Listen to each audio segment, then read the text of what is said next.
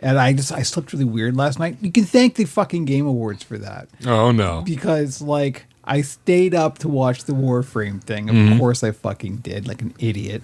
And so I went to bed not too much later than normal, but I didn't have my usual wind down time. I just tried to get to sleep right away, and it didn't work. So I slept an appropriate number of hours, but it was all weird and broken up. And so now my head is just like sideways. So I'm going to use bourbon to fix that. That's my plan. It sounds reasonable. It should work. What could possibly go wrong? Welcome to Pixels and Puppets, the Operation Puppet podcast, the only podcast to combine the subjects of gaming, tech, media, and puppets for no easily explainable reason.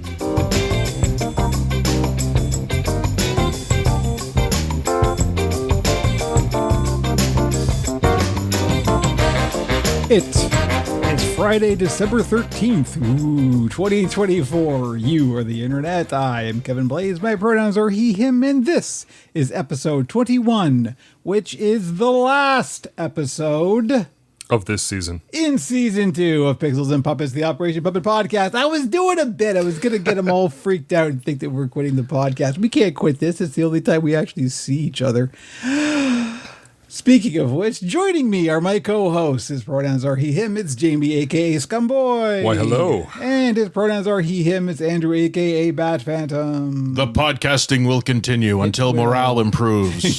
Definitely until something improves. So we missed a week, but that real life has been a heck of a thing. It's been happening, and it's still happening. It's relentless and won't stop.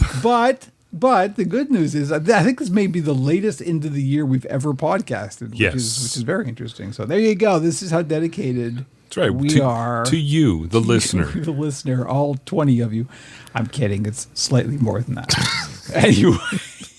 Look, if they were all in this room right now, it'd be pretty packed, all right? That's always my metric. If I were to, go to a place and have all of the people who are either watching my stream or listen to the podcast, if they were all in the same room, what would that be like? And I'm like, that's enough. That's enough people. If I were to stand up in front of a crowd to give a speech, right? How many people do I want that to be? Yeah. Right now, it's a small classroom. Exactly. I mean, it's a moderately full dance floor at Savage. Yes, exactly. You're the privileged few. That's right. You're the chosen ones. The ones who get it. Exactly. That's what we keep telling ourselves so we can sleep at night. Anyway, should I ask how everybody is, or people seem to have been through some things? My for podcast purposes, I am okay. Okay. Good. Me too, little buddy. As far as the parasocial relationship is concerned, I'm fine. A lot of what I have to complain about is stuff I shouldn't air on the internet. Fair enough. That's well thought out, and more people should think that way. So be a very different internet if everybody followed that little rule. It would on a better one. I think it's safe to say. Absolutely. I'm just looking at what's in front of me to find something to talk about, and what I'm looking at is that the Vivaldi browser, which Jamie and I both use and both very much enjoy. However, they've had a serious database issue this week, and it isn't fixed yet. There's sync issues. Sync database. Well, the problem is a good one. They've grown faster than they thought they would have. They would have. Turns out it was just you and me. We were the only ones. That's right. We were the ones that tipped the balance. And then we mentioned it on the Discord, and suddenly millions of people have switched to Vivaldi. They've got too many people using the sync, and the database replication has bogged down. Are you suggesting that the sync is sunk? Up top, high five. No, high five. I've muted him. That's fair.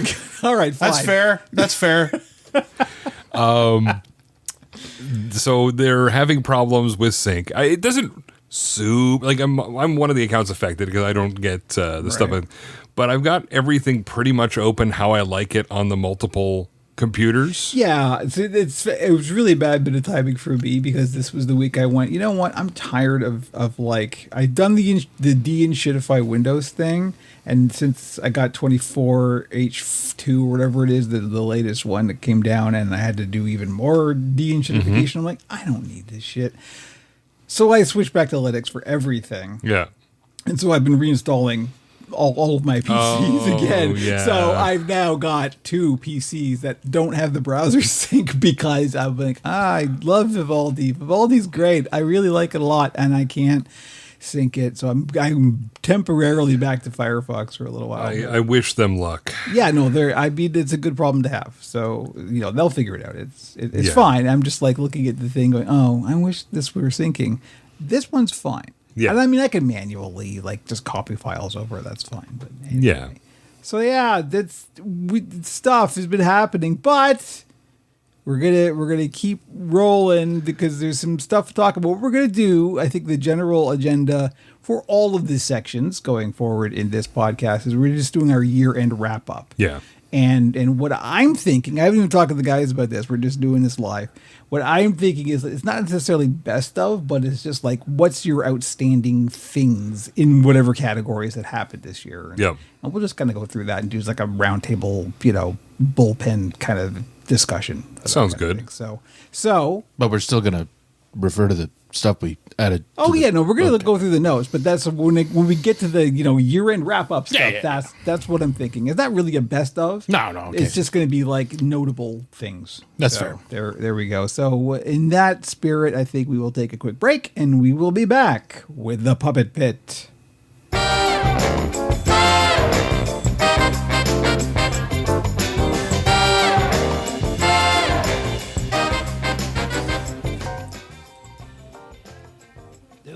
You have entered an alternate dimension, a dimension of fleece and fur, of foam and industrial adhesives, so I hope you have good ventilation.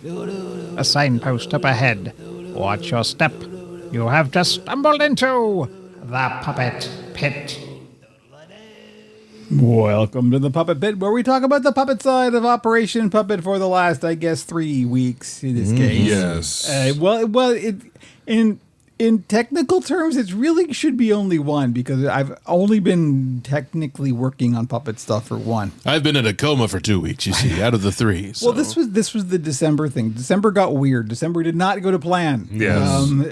As those of you on the Discord probably know. So the original plan, what I usually do in December is when because it's too close to Christmas to put up new stuff. And for people to get it for Christmas. So I usually stop at the end of November, stop building stuff. So at least people have time to get, if they want a Christmas gift, they can get it, and then they can get it out to the people, and there's shipping time and all that stuff. So December's are when I shut down the building part of doing things. And that's when I clean up the shop because boy, does it need it. And B, I prototype new things. I start to think about what's coming up for the next year. What do I want to do that's new? That hasn't happened yet. Neither of those things have happened yet for 2 reasons. One, I did take a little bit of downtime. Just for me, just for personal, just depressurization. How dare you? How dare you? I know. Look, I run the whole thing myself. I gotta have there's got to be some benefit to doing this. How are you still employed? Your boss must be absolutely livid. That's kind of the point. But I also had a little bit of very minor health issues, and I just kind of went, okay, I'm just gonna take some time off. And then I got a last minute commission from a very nice client, first time client as well, who wanted a gift for Christmas, unfortunately. And I was like, well, there's a couple of reasons that we can't do that.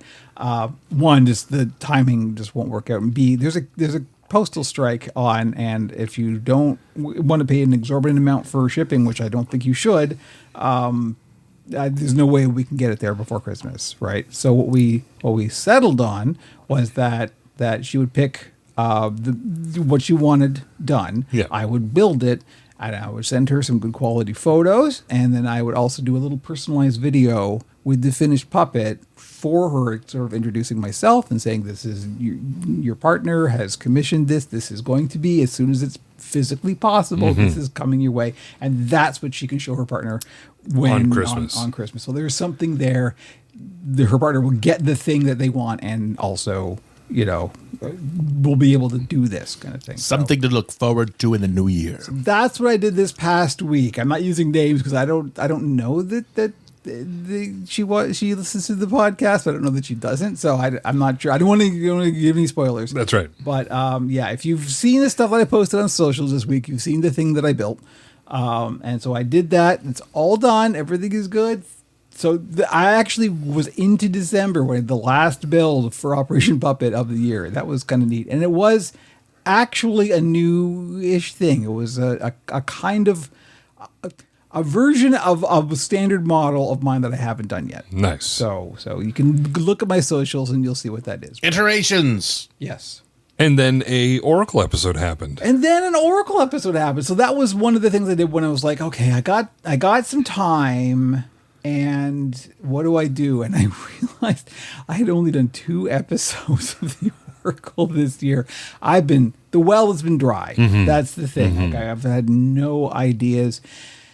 And this is the kind of corner I think I painted myself into with the Oracle. It's just that, like, well, okay, the audience participation thing didn't quite work out. I do occasionally get some questions, but they don't always lead to an episode as well, right? Like, I got to get a question that I can then take and turn into an episode and sort of run with. And it's not just a matter of answering the question. It's a matter of sort of turning that into a funny, getting the gag, finding where that is, right? So that's not always going to work out. So, and the other side of it was, well, okay, I can turn it into what kind of parody of kind of modern internet culture and that kind of thing. And that was working for a while, but things have just got so grim, right? That I'm like, this isn't funny anymore. You know, I can't find the funny here. That's the thing. And I always wanted to keep the Oracle, while still kind of pithy and relevant, I didn't want to go down. I didn't want to get really dark with it. Right. So, I mean, this is one of the reasons why Gus went away and hasn't come back. Right. Because, like, I couldn't make another joke with Gus. Gus had a joke. And now when you look at what's happened with, like, you know, Musk and Peter Thiel and those kind of people, which is basically what Gus was parodying. Yeah. How do I make that funny? You can't make Nazis funny. Like, it's just, you know, all respect to Mel Brooks for what his attempt was valiant, but in the end, when you're living with the reality of it, it's not funny anymore. So that's kind of where I stuck with the Oracle. So I just didn't have any ideas, right? And finally I kind of had a whole, well, because Blue Sky suddenly exploded, I'm like, oh wait, I could do like a reintroduction and kind of reorient what this is and what, you know, how do we deal with this? How do we address this kind of thing? So that's what I did. So there is a new Oracle episode, and I was even able to, like, get the Kermit thing in there, which is always fun, because a lot of the people who now follow me on Blue Sky are Muppet people. So I did want to kind of here's a Muppet. It's a frog. I'm being followed by Muppets. A regular frog. You could totally. This is a totally nondescript, just generic frog. So that was fun. I was really happy to do that, and it gave me the first, like, puppeteering experience I've had in a long time. Yeah. Like, oh, that was rough. So please don't judge the quality of the puppeteering in this episode of the Oracle, particularly with Frankie. Frankie's the hardest one to actually do for any length of time. He's a hefty boy. And also with the brows and everything. For some reason, my hands cramp up almost immediately when I'm performing Frankie. So, and Frankie, being the funniest one, is the one that gets all the lines, gets right? the most screen time. Oh boy, yeah, it's a lot. But anyway, it got done. It's fine. It's all good. I just got to stay in practice. If you want to get involved with the Oracle, I could really use help writing. That's where I really, really need it. The other thing I'm thinking of doing with the Oracle, I don't know. I thought I'm going to have nothing to talk about on this podcast, and here we go. He's just off, and I'm not even a whole bourbon in. If you want to get involved with the Oracle, and this goes out to the puppet people out there, so it's appropriate in the puppet pit, one of the things I'm thinking of doing with the Oracle is bringing in guests. Yes. Right? So people on the Discord got their own YouTube channels and have their own characters and stuff. And it's like, why don't we just join all of these things together? I believe it's called a collab. Okay, it's called a collab. Andrew's calling it a collab. It's a collab. Let's do a collab, everybody. Let's be hip and do a collab. Operation Puppet X. Your name Don't here. call it X. No, it's the character. We can't give them the character. We have to still be able to use the character X. Operation Puppet X, whatever your name here. Yeah. Look, we can't let them have it. We can't let them have, like, I didn't let Nazis have 1930s dressing, and I'm not letting them have the letter X. Exactly. And we're bringing swastikas back too. but not rotated that way. No. But the old school flat ones are perfectly cromulent. We're fighting one for the ancient Hindus. I do want to. I am starting to see more properly used swastikas in the world, so that's nice to see that people aren't immediately going, that's no, fuck you. This is thousands of years old. Fuck you. This is fine. Let me tell you about Sanskrit. Yeah. So let's just dial it back. Anyway. Wow, whoa, right into swastika territory. Hello. And you've been blogging. The other thing is we did get a new person into the Discord who asked a very good question, and it's one that I realized I hadn't actually answered yet, which is basically, I want to start building puppets. How? What's a good way to do that? Like having absolutely zero experience with any of it, with any side of it, right? It's like, where do I go? And I realized that's a very obvious and logical question, and B, I've never actually answered that. So that's what I did. I took the time and I wrote a blog post that's like, okay, here's my best attempt at an answer to where do I even begin? Become conversant with various methods of attaching two pieces of fabric. Kind of, yeah. I mean, honestly, learn some stitches, get some scraps. That is, start I think, doing. Other than, and I think one of the things that people make the mistake, and I made this mistake myself, so that's why I can speak to it, is you kind of stay in your lane, and you kind of go, okay, I'm going to learn puppets, so I want to learn puppet building. So you start looking for puppet building things. And it's like, that's fine, but you're also going to miss a lot of stuff that's like, there's so many associated... Well, puppet building is halfway up a technology tree, let's say. Yeah. You should become conversant with the bottom of it, like... You know, basic stitches, whip stitches, ladder stitches. Yeah, exactly. Go to sewing channels. Yes. Go to prop fabrication channels. Go to like a makerspace that's got some machines and go and learn how to use machines, because that's all stuff that you need to have kind of in pocket when you get to here's how you put fabric over foam. And that's kind of where I'm trying to get at. It's not about, like, don't worry about learning step 1, step 2, step 3, like a set of instructions. That's right. Learn techniques, learn concepts, learn ideas, learn how things go together, learn how design works. Be comfortable with some of that stuff too. Like you don't want to be going, "Oh, is this?" You want to be able to kind of look at it and then say, okay, no, that's how I do that because I know how to do this. Yeah. And it's a additive process. So don't stay in your lane. That's the thing. And also, like, don't, and this is something that I think everybody suffers from. I know I did. Don't worry about being bad at it. Yeah. Like, you're gonna make horrible things. You're going to make terrible puppets. That's fine. That's part of the process. But the next one won't have some of those mistakes. You will be shocked at how quickly. And the thing is, I mean, I know myself, and again, everybody's different. But like, I would build a thing, and I'm like, this is the best I can do. How do I possibly get better? And not having any picture in my head for how you actually improve.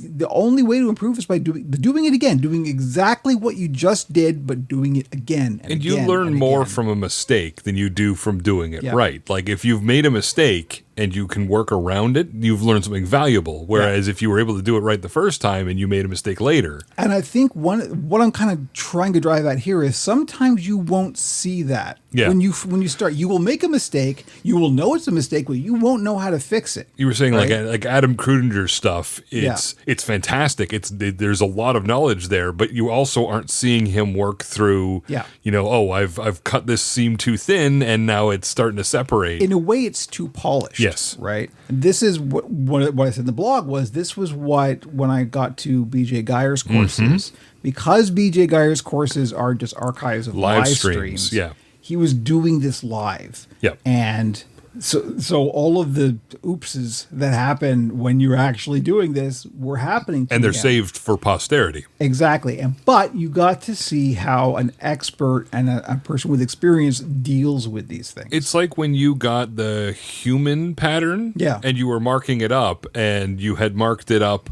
incorrectly, and then the person who designed it came in and said... That was the Smalley. The That was Smalley, yeah, that's it. That was And- Tom Stewart. Yes, and Yeah. he came into the chat and he's like, that's not quite right. And you're like, oh, okay. Yeah, And then so you had to... oh right, yeah. See, but again, Yeah. everybody makes mistakes. Don't worry about being bad at it. Absolutely. And it's the catchphrase that I use in the blog is the only way you get good at something is by being bad at something. Yeah. Like just do the thing and be bad at it, and eventually, and sometimes you won't notice Yeah. the growth.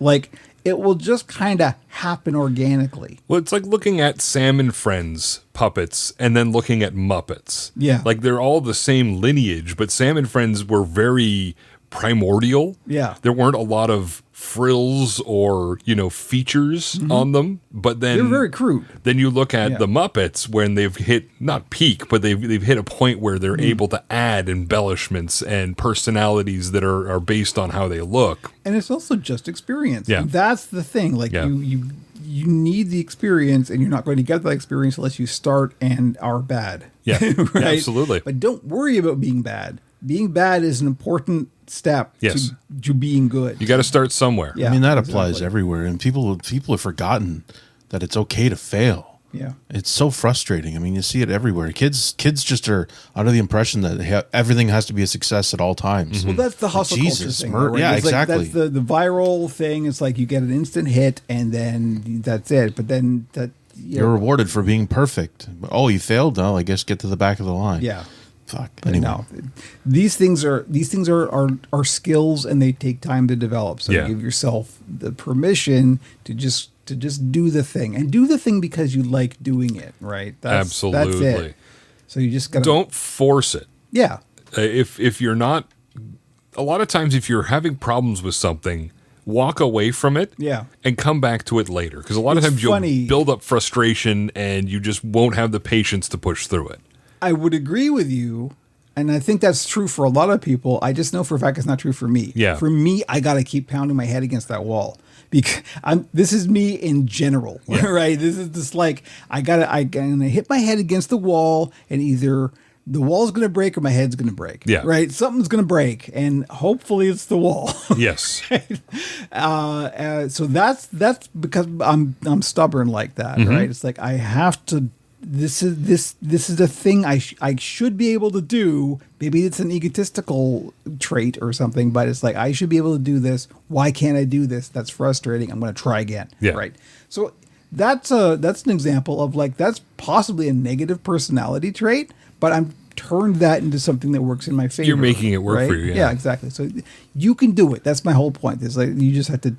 The secret to doing it is doing it. Absolutely. And so there's a blog post about that up on Operation That was a blog That- post. Wow. What are we even doing? Okay. Follow your dreams, kids. Yeah. So we're going to end on the wrap up, and there isn't actually a whole lot to say. I was, like always, I was hoping to do a whole bunch of new stuff this year, and I didn't do a whole lot of new stuff this year. It was really kind of up and down. You did a gator. I did. So yeah, no, I did a bunch of commissions. That was the thing I think that was the standout this year was I did a bunch of commissions that I wouldn't normally do that I ended up doing this year. And it was for some fairly high profile things. So that was kind of cool.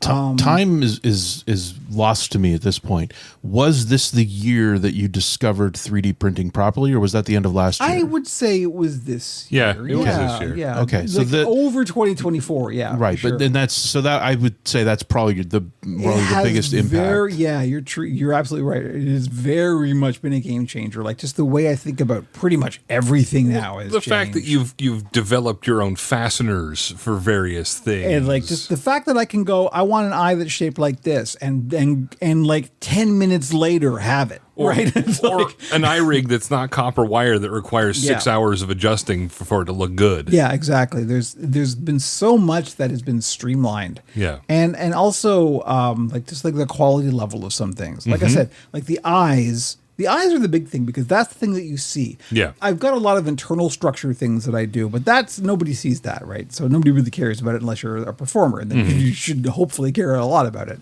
Like all of my mouth plates are 3D printed now. Every single mouth plate. I don't even look at like cutting anything. Yeah. I 3D print stuff because I can print a bracket into it to put a finger loop, and it's absolutely rock solid. That thing is never going to fail. That's fantastic. And it's great. I can print it in materials that are flexible. So I can TPU. do flexible materials. Yeah, it's fantastic. But the stuff that you do see, so like eyes, teeth, nails, horns, so like stuff like that, I can now just visualize something and go, okay, I can break that down into this kind of primitive object and put it together like this, and then I can go and model it out in a 3D modeler and then export it and print it out, and literally a couple hours later, a thing that never existed before suddenly exists, and it's on a puppet, and no one's seen that ever before in the history of the universe, and there it is in actual physical reality. That's magic, my friends. That's what magic is. So that's been such a game changer. Once again, shout out to Indies Keep in the Operation Puppet community. The enabler. For saying, well, I've got this spare 3D printer. You want to do a trade? And I'm like, yeah, sure. Right? I guess I could try that. Who knew that it would lead to all this? So there we go. That was the year 2024. I said this going into 2024 that I knew it was going to be a lean year because the economy was not great starting. It's true. That happened. So going into 2025, it's even leaner. So the good news is you haven't compromised in quality. I can't. What you're doing exactly. The only thing that I've done is I've been moving more to using like polar fleece instead of Nyla fleece because Nyla fleece is expensive. If a client wants Nyla fleece, I absolutely can do that. But polar fleece, I mean, honestly, you look at the stuff I've been building exclusively in polar fleece for months now. It's fine. Yeah. This was always my point. Is like you can use accessible materials. You don't have to go for the expensive stuff. Yep. The expensive stuff is great and has advantages, but you can still use the accessible stuff that you can just go into your local store and buy. You can still make great stuff with that. And that's what I've been doing because it's really the only thing that's available to me at any kind of volume at the moment. So, so there we go. Anyway, that's it. That's the Operation Puppet 2024 wrap up. Looking forward to 2025, I do have some ideas for absolutely brand new things that I want to bring to the table. I have a couple of quite radical things that I want to do puppet-wise. Sweetums 2025. No, definitely not that. Uncle Deadly 2025. Maybe. I do want to see that. But like there's kinds of puppets that I haven't done before, styles I haven't done before, designs I haven't done before, that kind of thing. I want to get into slightly like, I'm always going to do the Muppety thing, but I want to kind of branch out a bit. I want to kind of sort of find my aesthetic a little bit more, and merge that into the traditional thing. And I think I can see a path forward for that. So we're going to start experimenting. That's the whole thing. I mean, if I'm not selling puppets anyway, I might as well not sell good puppets. So I'm sure that'll turn around. I have a feeling it will. As soon as the log jam of like the postal strike and all of this stuff clears, my suspicion is the postal strike has really hit me hard, and also just like because of the election, I think people are just in this like holding pattern of like frightened and waiting kind of thing. This coming spring, every Canadian's getting a $200 check.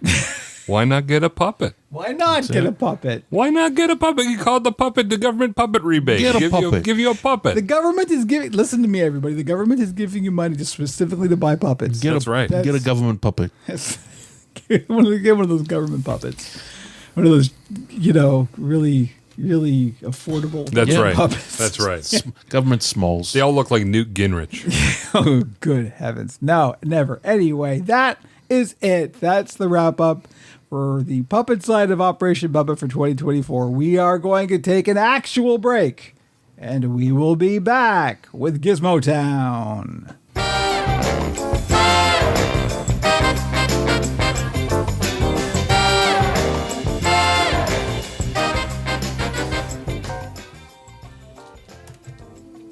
The sky above the port was the color of a YouTube video hit with a copyright takedown. Around the rainy streets, people huddled with neon umbrellas and impractical goggles. Here we fight the corporate arcologies and get excited about phones. Welcome to the mean streets of Gizmo Town. Look, I'm not going to apologize. We should have 1 million viewers a week because of that clip. I'm serious. Every fucking time I hear it, I loved it. I love it so much. It's perfect. Well, this was what I was talking when you posted that thing from the other Frost. Yes. And I my first exposure to Frost. Really? I thought I would have invoked him earlier, but that's great. You may have. I just may not have been paying It's attention. entirely possible. But I love that sort of Sam Spade. He's got an noir. incredible voice. You had said That's- something about Frost. I'm like, I Frostbolt? no, more different Frost. But yeah, that was what I was, obviously, because the whole Blade Runner thing and the noir thing, and like but doing that in Frankie's voice, of course, Yeah, of it's course, perfect. it just It's works. perfect. It's just Anyway, hi, welcome to Gizmo Town. I was gonna say this in the intro, and I put it in the show notes in the intro, but yeah, everybody strap in because we're going long. Holy shit. There's a lot. There's a lot to cover. You want to do a year in review? We got a lot of shit to cover for the last 3 weeks. Stuff has happened, and then we're going to do the year in I would review, rather so. not do a urine review. Well, in tech and gaming. No, If we take out the negative stuff, we could do a year in review. URINE. Oh, urine review. Okay, Oh, Jesus yes. Christ. I would rather Wow. not do He that. was doing a literary Yes. joke Ooh, on doctor. a podcast. Well done. Anyway, hi everybody. We are now in the Gizmo Town part of the podcast, which is where we talk about tech and all things related to tech. Starting as always with the Deck Nook. And she girthy. She got dense. Once again, it's a girthy Deck Nook. I've forgotten because this is a 2-week-old note. We're number 1. What was this? I forgot. The Steam Deck win. I'm looking at Steam Deck HQ. Steam Deck wins top handheld brand spot for PC Magazine's Reader's Choice. There we go. I mean, they're the Zeitgeist. It's when people think of handhelds. It's like saying Band-Aid or Kleenex. It's a Steam Deck. It's funny because we were actually talking about related things on this on the Discord about look, people have come for the deck. No one's toppled the deck. Well, even the higher spec things Yeah. still aren't shoving the deck out of the way. Well, it's got to chafe Nintendo's ass that the gaming handheld everyone thinks of isn't the Switch. It's the This is where we it's the Steam Deck. massage. I don't Gabe's think we ego. can compare sales numbers between a Switch and You the Deck. can't, No, but no, in no. terms of mental real estate, I think the Steam Deck is more what people think of first when you think of a handheld It has gaming definitely system. kind of blossomed a whole new thing that was previously underground. Yeah. I sold my coworker my old deck Right. because he was going to Asia for several weeks, and he got deep into it. And his wife started playing Hogwarts Legacy on it, and she put a lot of time on it, and not just on the trip, but since they've gotten back, to the point where her hands were hurting and she wasn't sure why. And they managed to figure out that it was the days where she would spend 8 hours playing Hogwarts Legacy on the deck. So he's actually going to buy her. I suggested the 8-bit Do compact controller. Okay. So I think he's going to get that for her so that she can, then they can, actually part of it was also just, holding it and looking down. Sure. And now they're going to just have it on the HDMI, throw it on the TV, and it's basically a platform. Yep. Or a console at that point. So it's so wonderfully flexible. Yes. That's the thing about it, right? Yeah, it's crazy. It has opened up PC gaming to a new audience. Yeah. And that is the real magic of the Steam And Deck. people who don't necessarily have gaming capable PCs are able to pick up a Steam Deck for a generally pretty good And this price. is what, speaking of the year wrap up, this is what we were talking about all year was that's what this has done because PC hardware, PCs are on the rise in terms of the whole PC versus console war. PCs are definitely on top right now, but it's got to the point that the economics of it just don't pan out. You can almost but get 2 Steam Decks for the price of a graphics card. yeah, exactly. But this kind of levels the playing field, right? Yeah. This allows people on the lower end to get in on it. And it's easier than ever right now, thanks to the second point we've got here with the refurb OLEDs. Yeah, they've put I up was some. seriously tempted because, like, I'm still running the OG Steam Deck. Same. So I'm like, same. But my Steam Deck usage currently it's really just a client. I'm always either streaming from a PC or the PS5. Yeah. Always. Yeah. I'm hardly ever running anything natively on the CPU. So, it's like so I get slightly brighter pixels. I'm going to be taking mine with me when I go visit my brother next week, Right. or 2 weeks from now, so that I can murder billions of goblins in Yes. Diablo remotely. Well, and it'll be native though. I'll be playing it right Sure. off the bat. Yeah. So, but that'll be. I fun. have played some Warframe natively on Oh, it, wow. and it It's- Warframe's so old that it's Yeah. fine. Like, I don't know why I'm always still saying, "Oh wow!" Of course, it fucking plays well on the we deck. will 2013. believe me, we will get balls deep into this in the gaming. But section, just to launch forward, I mean, the other thing I added a bunch. So this week on ETA Prime, he has had hands on with like 4 of the competitors, which has just been crazy. I mean, so MSI Claw 2 has officially been demoed with the 7 and 8 variant. There's an 8-inch variant and a 7-inch variant with the newer AMD processors. I will say, it's by way of put a pin in that and come back to it. The only thing I've noticed recently is that, and it's probably just me aging and my eyesight getting slightly worse, the screen just isn't big enough for me anymore. Right. Like, it's just, And this is it. This is an 8-inch version. it's tough for me to play some games because I need to see what's like detail that's going on, particularly in something fast paced like Warframe. Yeah. In that I actually need to be situationally aware of what's happening at all times. Absolutely. And I can't be on a screen that small. That is a problem. But anyway, But these are using the new Claw 8 as using the Lunar Lake Intel processing.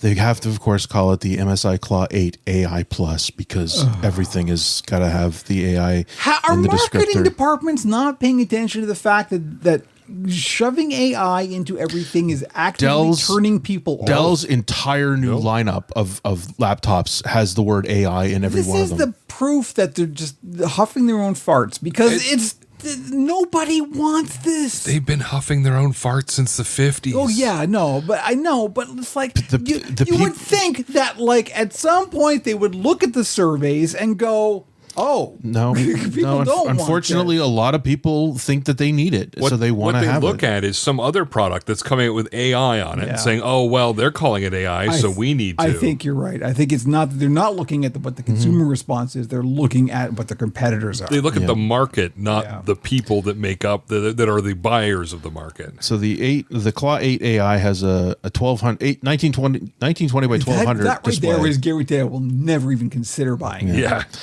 8-inch 1200 display. The 7 is a 7-inch 1080 display, 120 hertz refresh. But they're LCD, which is surprising that they don't have an OLED option.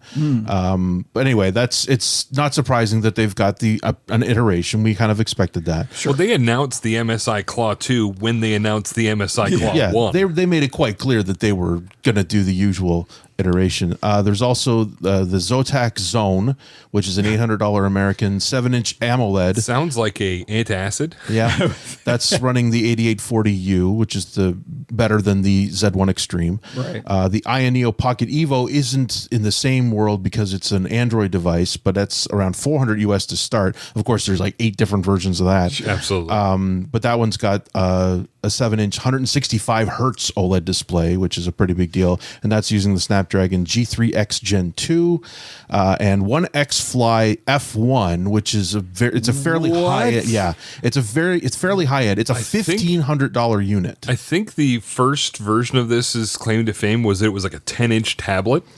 That sounds right. Yeah, the original iteration of it. Yeah. So now that's traditional deck sized, 7-inch 144 hertz OLED on this one, but it's got the new. They offer it with the new Ryzen AI 9 HX370. I mean, when your CPU manufacturer is putting it in there, but again, it's a $1,500 American device. I mean, Jesus, I'm sure it's fantastic, but mother of God. Anyway, so I can get a PS5 Pro for that much. The handheld gaming market. The what the fuck are we called again? The handheld PCs.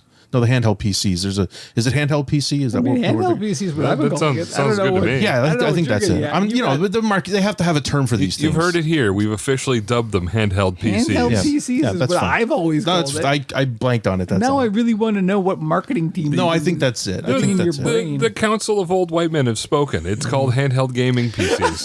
Yeah. So anyway, they're out there. I was a little surprised that they haven't announced Legion Go 2 because there was a lot of stop. There was actually a lot of evidence that they were working on a smaller version of the Legion Go that has not come to fruition. So they haven't officially announced. Maybe they've decided it was a little too dense right now, and they're going to Legion question mark. They're going to let it go. But the Legions were on sale cheap too. Inscrutable as well. They do what they do when they do it, and they don't offer up any explanation. Oh, and we were going to mention it last week. The ASUS is offering, if you buy one of their ASUS gaming laptops, which are like $1,500 on up, they will include a ROG Ally, not the Ally X, but the ROG Ally, which is nice little extra, a cromulent machine, and there are Steam Deck hooks for the ROG Ally, and something I had on Bazite will run on ROG Ally. But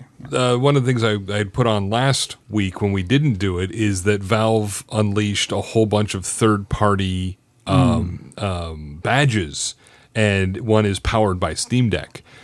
Or Steam OS. Yeah. So people are pretty sure that there's going to be a wider release of Steam OS. So there's half people are saying it's going to be for handhelds, and half the people are saying that Steam machines are coming back. Right. I'm leaning more towards possible Steam machines. Yeah.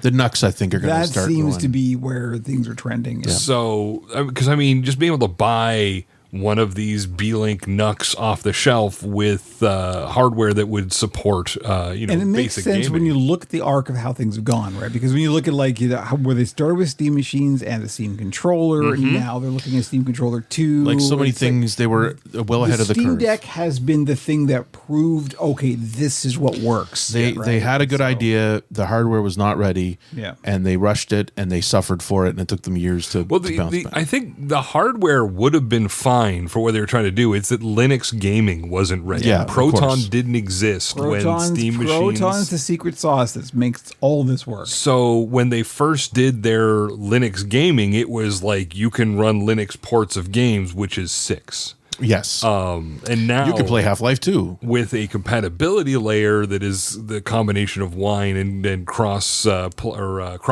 and Valve's own secret sauce. You can play.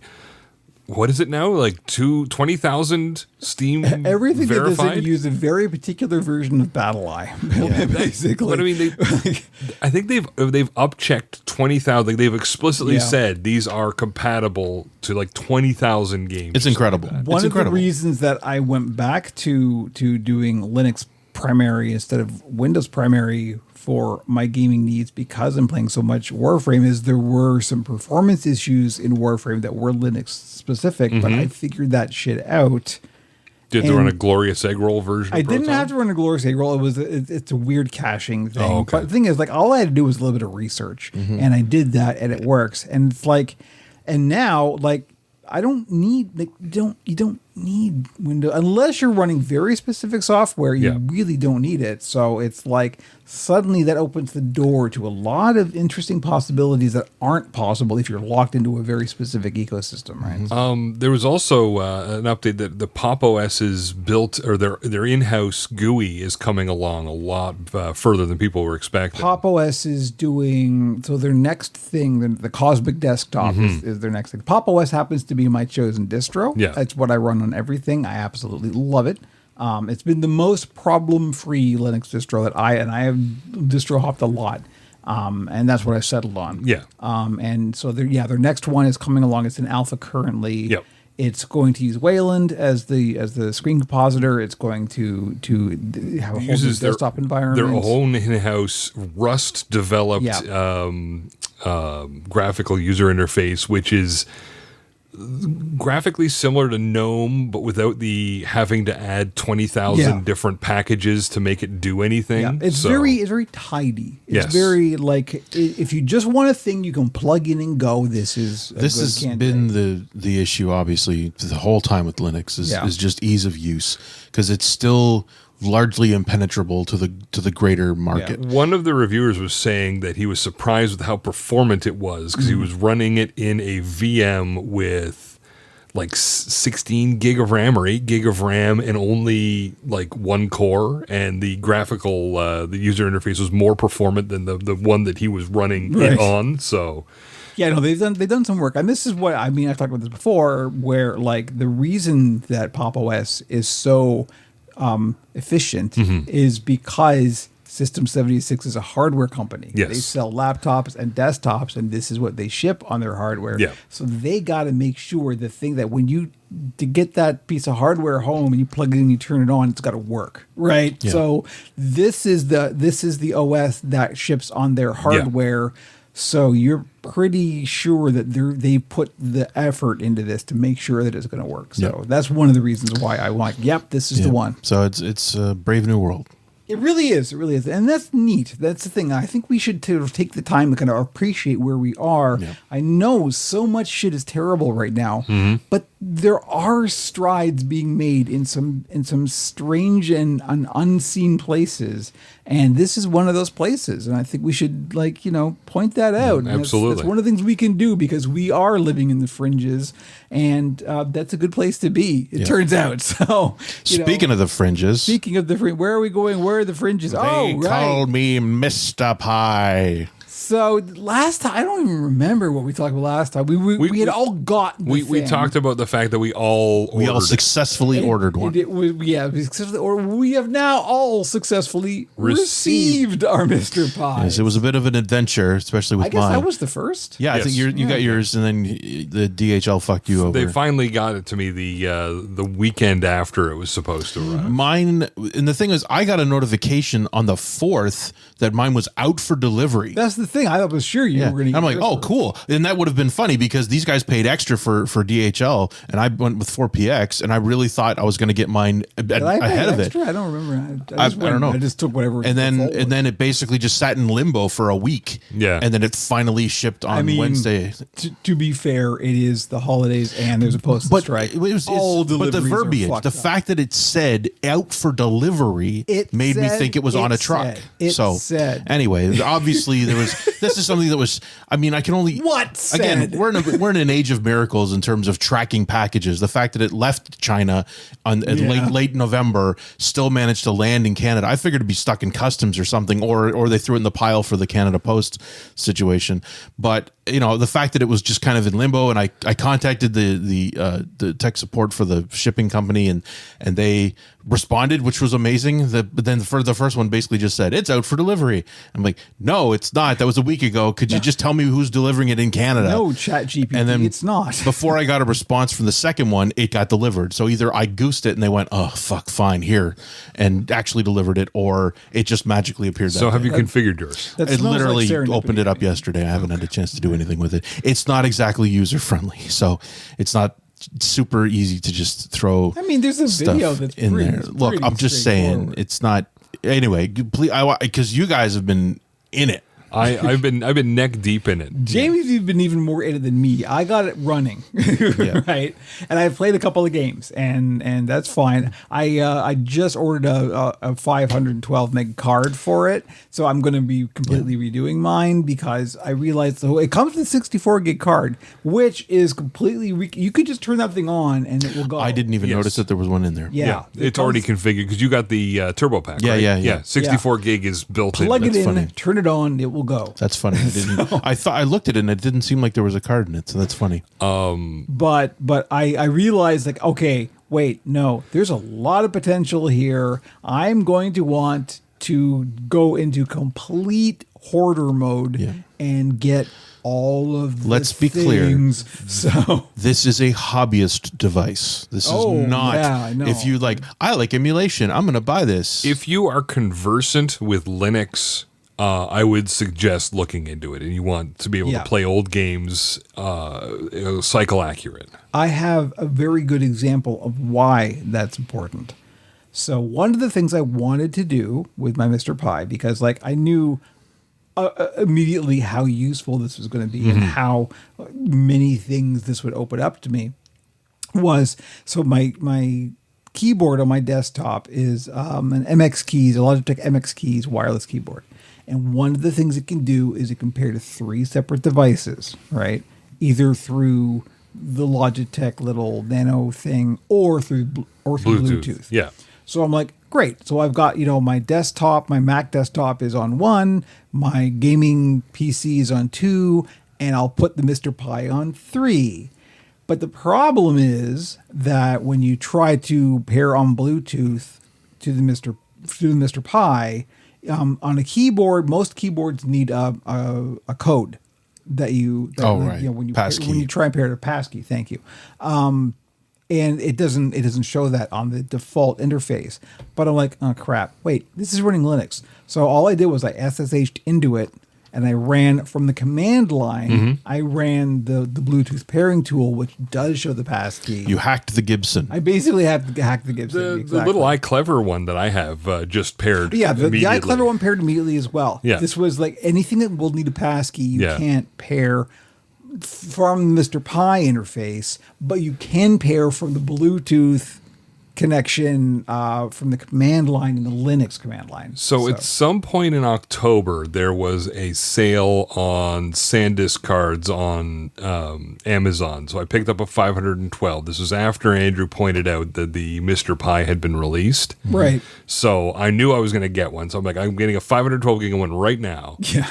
I ordered the Mega Pack, which isn't the built in a case with an SD card version. It was you get everything in small boxes, And then you got to put it together. and then you put it together. And then I got a second SD RAM module because certain cores, the Saturn core requires 2 RAM RAM modules, and the Jaguar core, which is alpha, requires 2 RAM I'll wait for modules. those, So I got that, and then I got the blue clear case, which looks great. it is mint. But getting it and putting it together, like it's very methodical. Like you do these things, you have these spacers, and then when you get the case, when you put it together naked, it doesn't quite work. And you have to take it apart and then put the new things on to make the case If go you ever on. put together a Raspberry Pi thing, which you're Again, hobbyist stuff. It's beautiful. But I had the 512 off the jump, so I have loaded this thing up.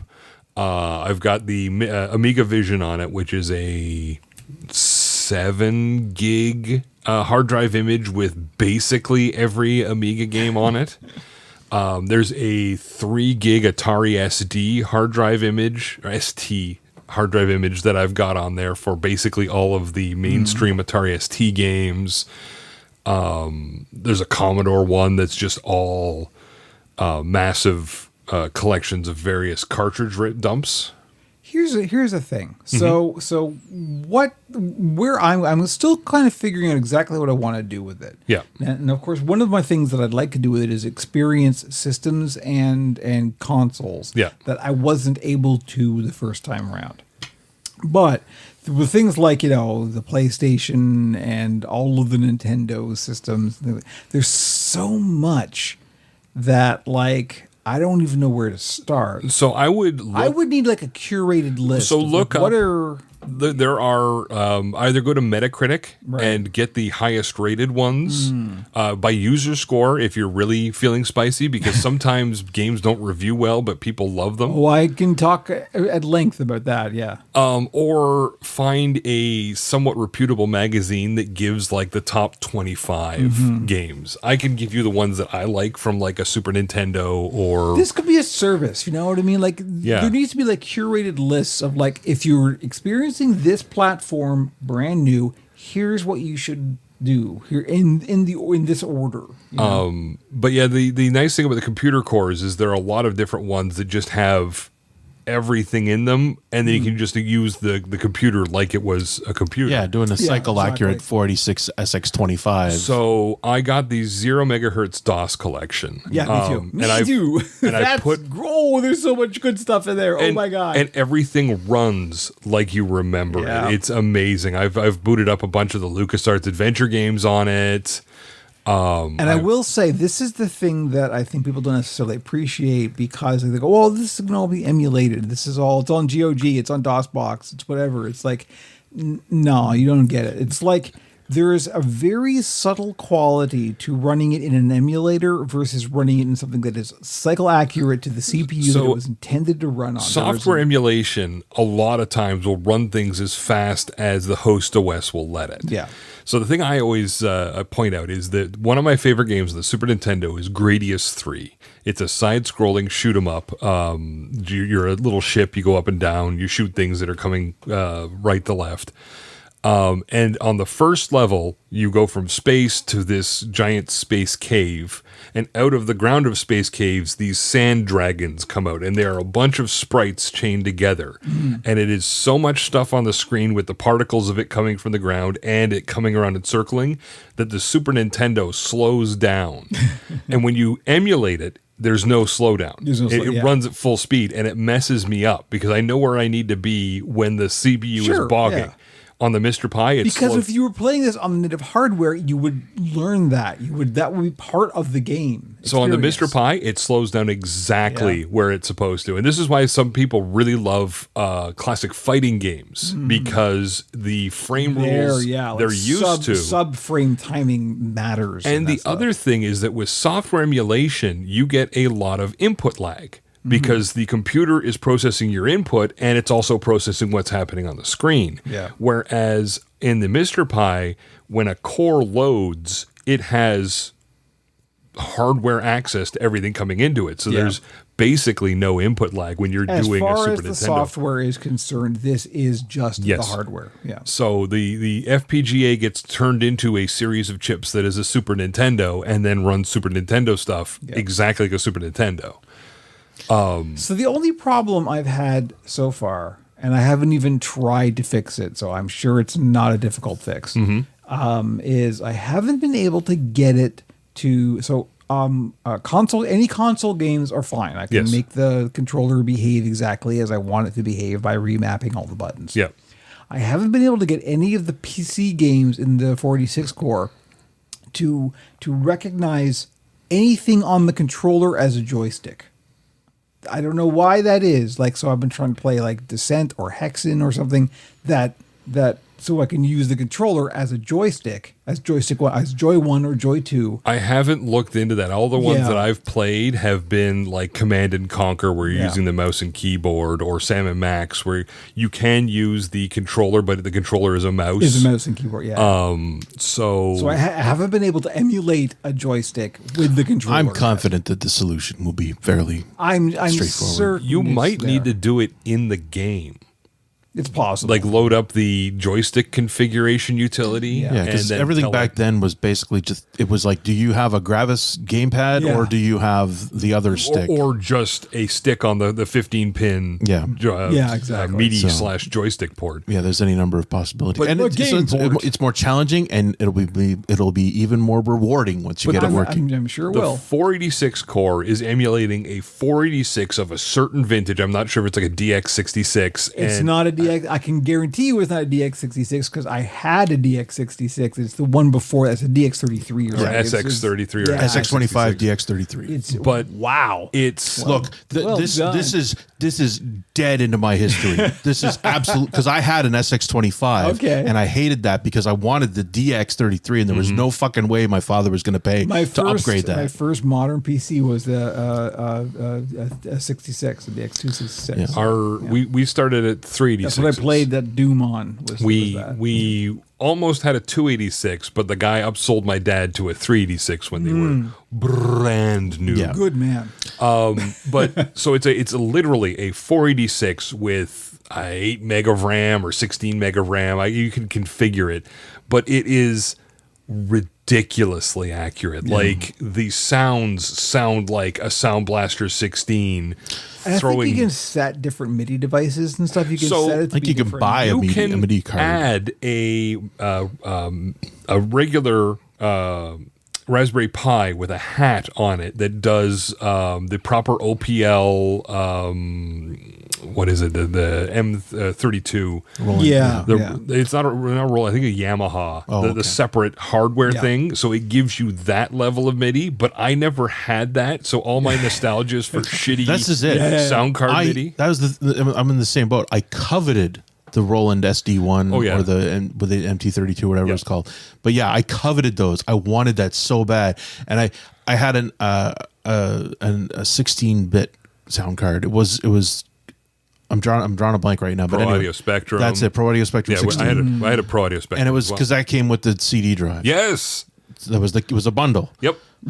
Jesus Christ, it's all. There it is. Compton's There it is. Multimedia Encyclopedia. We found the 6 brain cells. Seriously. Did yours have the carrier? You had to put the CD in I the thing? preferred that. We had, ours was that one. I was insane. I wanted that because I felt like this will protect the CDs more by having to physically put it into the separate case before you enter the drive. Duh. Yeah, not smart. I'm like, of course I want to keep my copy of Encarta 97 perfectly. They had a in bunch of case. different versions of that. No, I know it was silly, but anyway, it was double speed when I got that. Regardless, Doom on the Pro Audio Spectrum 16 was in stereo, which was ruinous. Regardless, we're going down the path. Let's come back to the Mister. I am very much looking forward to it. Now, what I'm hoping to lean into on it is the analog output, because I know it's got a VGA out. Yep. So you can't do dual SD RAM if you want to do VGA. Okay, see, these are the little things that are good to Really? know. The analog board takes up the other side that's fair. of the GPIO pins and the second SD. So I don't have any analog anything anyway. So everything's going to be HDMI. So all I'd have for to me. do is just accept that I'm not going to play Saturn with this thing. Saturn or Jaguar. Or Jaguar, which is largely okay. Now, I still have, and again, I've had this fucking television for 20 years now, and 25 years actually, because I got it in 99. I have, no, it's not, no, I think that was around the same time. Anyway, regardless, I have a Panasonic 27-inch CRT with a component input. So I've always intended to incorporate it into some sort of arcade configuration, and I've never bothered to actually get around to it. But I feel like this device might be the thing to make that happen. Also, and I remembered this when I was considering that, I know that we have an old 19-inch ViewSonic CRT monitor. Nice. Yeah, which was like high fucking end. It was, I think Greg stole it from The Office or something. It's entirely possible. Yeah, so it's a giant fuck off 50-pound beast. But and again, it hasn't turned on. That hasn't turned on in 20 years. But that would also be nice to have on this thing. Capacitor. Yes. Anyway, we'll see what happens. So it's just nice to have. You gotta check your reefers. For up until the Mister, pretty much everybody just looked at HDMI out and running it through a RetroTink and outputting the component from that, and that's fine. Except those are expensive. That is the other great thing, is that you can play classic consoles out to HDMI without anything in between. Oh, it's so nice. I mean, I don't have any analog TVs. I just want to be able to put this on. If the scan lines are there, I'm happy. You can turn them on. I Yeah, don't. absolutely. There's so many options. Yeah. There's No, I know. It's, levels of scan lines. but there's emulators have had that too. shadowing. Emulators have had that since the beginning. They've incorporated scan lines, and most people just don't use them. Anyway, But it's even more than scan lines. There's the shadowing thing. Yep. we're gonna be There's like, be talking about the Mr. Pi a lot over the next couple of months.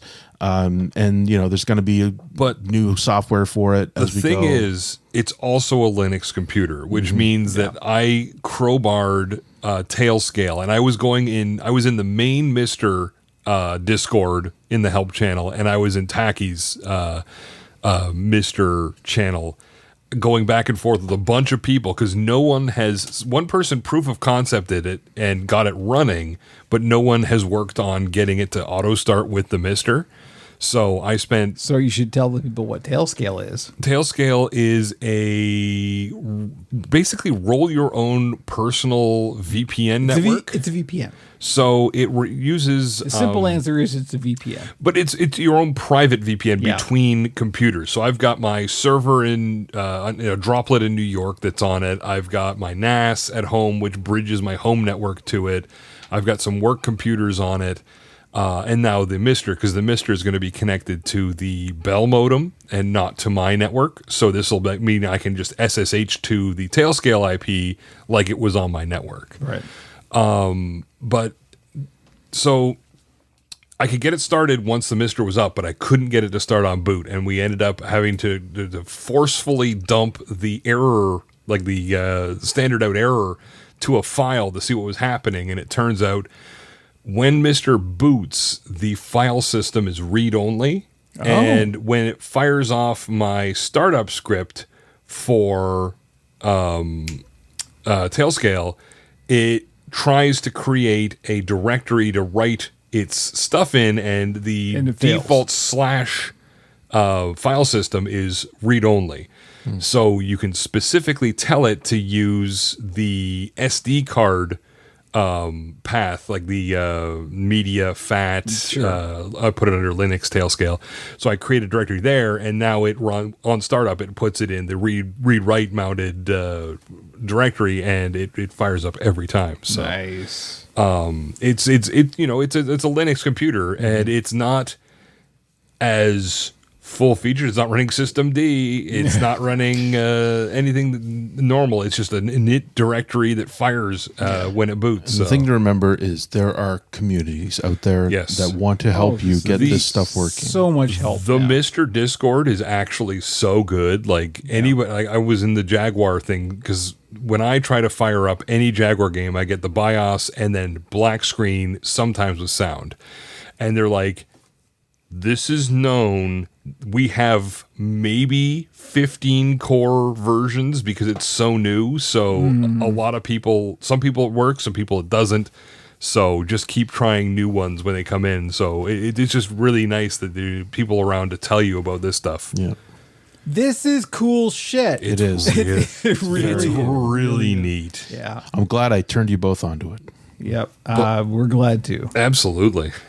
Should we move on? Yes. Certainly. Intel's new, cheaper GPUs are good, actually. So when they released the Arc, it was not successful. But it was a necessary step. And I believe if you go back to the archive, I'm sure I probably said it's fine that this isn't great, but it's important that they be out there. Give them time. And guys. it's so funny that I'm having this discussion about Intel. They like in the GPU world, they are very much the underdog. Oh. And given that we have just been obviously dominated by NVIDIA versus AMD, and even that's not even close. No. NVIDIA is like 60%, 70% market share. NVIDIA it's ludicrous. is the most earning company in the world. But just but that's because of all the AI bullshit. Yeah. The GPU side of things, they're still dominant. Even still, yeah. But AMD has not absolutely been toe to toe and better than them in a lot of cases, and people recognize that. So now that but what has happened is Intel or AMD and NVIDIA have been battling out for the upper end. And they have basically abandoned the reasonable end of the spectrum for most people. And Intel said, that's where we need to hit. And the new Arc GPU, the B380, is perfect in that world. So I looked it up just now. They just started taking pre-orders at Canada Computer, $359 for the B580, sorry, 580, the B580 limited edition. So that's a 12 gig GDDR6. 2670 megahertz. That's what my GPU has. This is 1440 territory, easy. 1080p all day, 1440 for almost everything. It'll do some ray tracing. That's not an issue. So, but they're hitting that part of the market that has been seeded by both of those companies because they've convinced everybody you got to spend $1,500 if you want a GPU. Every single time I just hear Ed Zitron in my head going growth at all costs or raw economy. Yeah. It's just like, and it's great that Intel now has, and all of the YouTube guys have been very positive about this, and people are extremely pleased with what Intel has finally provided with this, and it is a hit. And hopefully very people refreshing will. It's to hear. great, and it's funny that as they're eating shit in the CPU world, they're ascendant in the GPU world. Yeah. So it's great that there is an alternative if you are a mid-range gamer and you don't want to spend or can't spend $2,000 on a PC. You now have some options. Let's say you got a Steam Deck and now have a taste of what PC gaming is like, and have the vast world that opens up to you. How is Linux support for the Intel GPUs? I have no idea. Probably not great. I don't know. I have not heard anything Intel does about a lot of work with Linux in the kernel space. Yeah, so. I mean, I would be interested to know because I don't. it took a long time for all of them to pay attention to Linux drivers. So, but now they're definitely aware of it and they're supporting it more. Because my next actual non-hand-me-down GPU might be an Intel GPU. Yeah, it's entirely possible. As I've still got I'm still 1080p gaming. That's so. it, exactly. So it's just, my point is, it's great that we now have a legitimate entry-level mid-range option. Absolutely. In a world where GPU and it's so weird that NVIDIA has not officially announced the 5000 series GPUs. They have not made them publicly. They have not said they're coming, everybody. They've been sitting on it and everybody's talking about them because they're inevitable and they're actually happening, but NVIDIA won't commit to it yet. And I guess they're waiting till Computex in January. But the 5090 is going to probably be $2,500 fucking dollars because fuck you. Canadian or US? Probably US, honestly. I say, I wouldn't be surprised if their Halo card is $2,500 US. That's entirely possible. Yeah. So again, and meanwhile they're in the stratosphere and the people on the ground are going, can I just play at 60 FPS at 1440? And Intel went, tapped them on the shoulder and said, I got you, fam. And so, but just don't use an Intel CPU.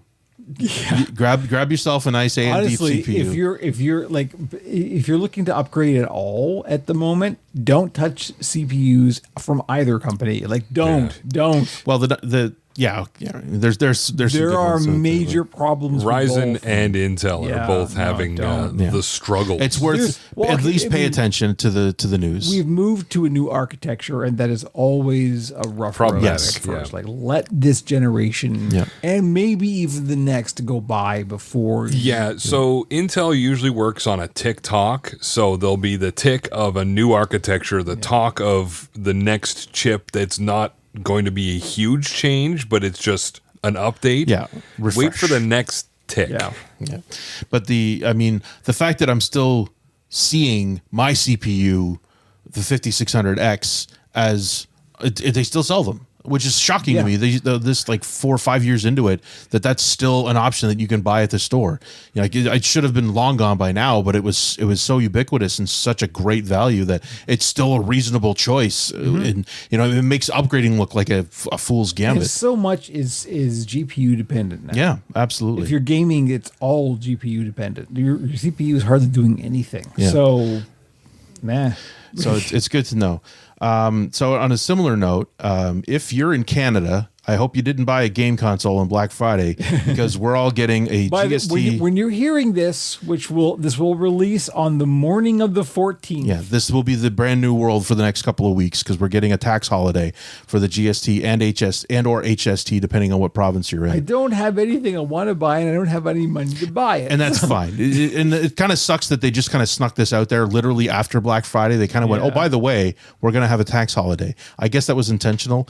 On a functional level, I know that a lot of businesses are extremely mad about it because they're just, all of their PoE software is doesn't incorporate the ability to turn taxes off unless they can claim it. Everybody gets to be indigenous for the next couple of weeks, and maybe that's all they're going to do. But so the options they're clear. You can look it up online. But one of the elements that is accepted are video game consoles, and I believe physical copies of the video games as well are included. Now, accessories I don't think are included, so controllers may not be. Right. Again, you'll have to look it up. But this has basically put me in a position where I'm going to get the PS5 Pro now. All right. So I'm getting it. I've got honestly, I'm going to tell you. I know. And I've already... Worth it. No, I know. It's so not. I'm probably going to give... Really? Yeah. I don't know. I do not. There's so little difference. Yeah. No, I know. It's so minuscule. Really? But point against what I'm currently saying, I'm only playing one game right now. Right. And that's not showing the benefits. Yeah, there are definitely titles at a disadvantage. Whatever, I don't care. I missed the boat. This is effectively a 13% discount. Sure. I'm fine with that. Again, I'm gonna try to find a home for my PS5. If you were ever going to do it, this is the time to do it. So, and I've got a line on the disk drive as well, so that'll take care of that problem. So whatever, fuck it. So it's funny because the gist of all of this has been to push for kids' toys, and meanwhile they went video game consoles. Okay, I'm getting a PS5 Pro, which is not for children. How long does this run for? Until January 9th, I believe, somewhere thereabouts. Boxing Day could be interesting. Yes, absolutely. And I should also mention, I know that it includes books, physical books, printed books, hardcovers, not ebooks, not digital software, nothing like that. It's got to be basically tangible materials that you're going to be buying. I haven't read a paper book in so long. Yeah, so it's worth looking up. If you're in Canada, please avail yourself of the internet and find out what is applicable and what is not. Sloot. Yes, I'm sure we got a few other Canadians listening. So again, that starts on the day you're listening to this. I'm very curious to see how available the PS5 Pro will be tomorrow. I'm guessing that they're going to just kind of vaporize very quickly. I don't know. I think they probably want to sell them. I think they're probably pretty sure they want to sell those. No, but I mean, like, people are going to buy them. Oh, I see what you mean. Like, the stock will vaporize. So yes. Let me be clear. No, I'm planning to get it tomorrow to get it just get it over with, get it out of the way. Right. So we'll see what happens there. But yeah, that's something to keep in mind. And I shouldn't have even added this, but I wanted to mention it because I know shitification is a huge part of what we talk about. Yeah, I don't even know what this is. I haven't clicked on the link. So I put in, what happens when tech bros make an AI companion for neurodivergent kids? Oh my God. The same thing that happens to everything else they do. So they made, what do they call it? It's a company called Embodied. And they made a friend, a companion. Oh, no. What the fuck is the name? Moxie. Moxie was announced in April of 2020. They gave it the name of a sex worker. They described the robot as a safe and engaging animate companion for children designed to help promote social, emotional, and cognitive development. It advertised play built around... Let me tell you about puppets. Yeah. It advertised play built around best practices in child development and early childhood education, changing weekly themes like empathy, friendship, and respect, and activities like meditation, reading, and drawing with the bot. So super positive idea. Having this intelligent unit. I mean, I guess this came out in 2020. I must have used a rudimentary ChatGPT to be able to interact with your kid. So now the company has basically gone, they've gone bankrupt. Their funding dried up. The vector they had disappeared. All these kids' friends bricked. This is exactly what's going to happen. They've basically sent an email out to the owners to say goodbye to Moxie because we're shutting it down. Wait, I think Ed Zitron was posting about Could this. be. Probably, yeah. Like, but yeah, you see, no, this is what happens. Warranties, repair services. This was an $800 device, and Was there a subscription? I don't know. I think for $800, I don't think there was. But, I'm sure there was Because there had to be. ChatGPT interactions aren't free.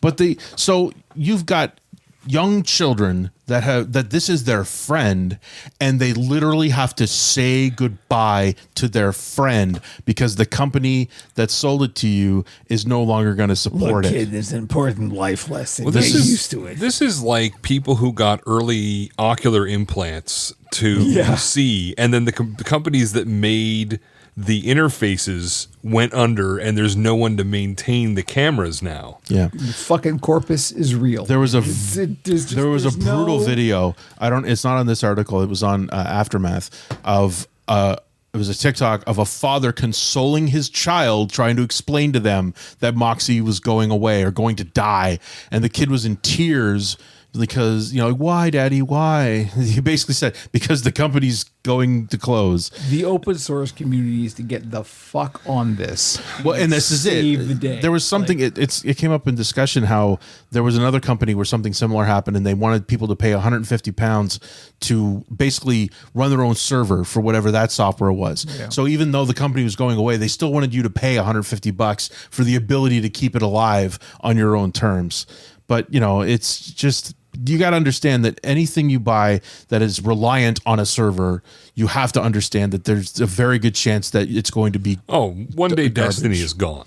Yeah, absolutely. And then there will be nostalgia about it, and people will try to run servers of that, just like the other games we've talked about. But just hardware, though, like the discussion is also about the Spotify car thing, which was what they called their device that was designed to be in your car to run Spotify. And they literally said, we are no longer supporting that. We are bricking it. If it's in your car, it will be utterly worthless. There's nothing you can do. Take it out of your car. Except somebody immediately hacked it and made it work.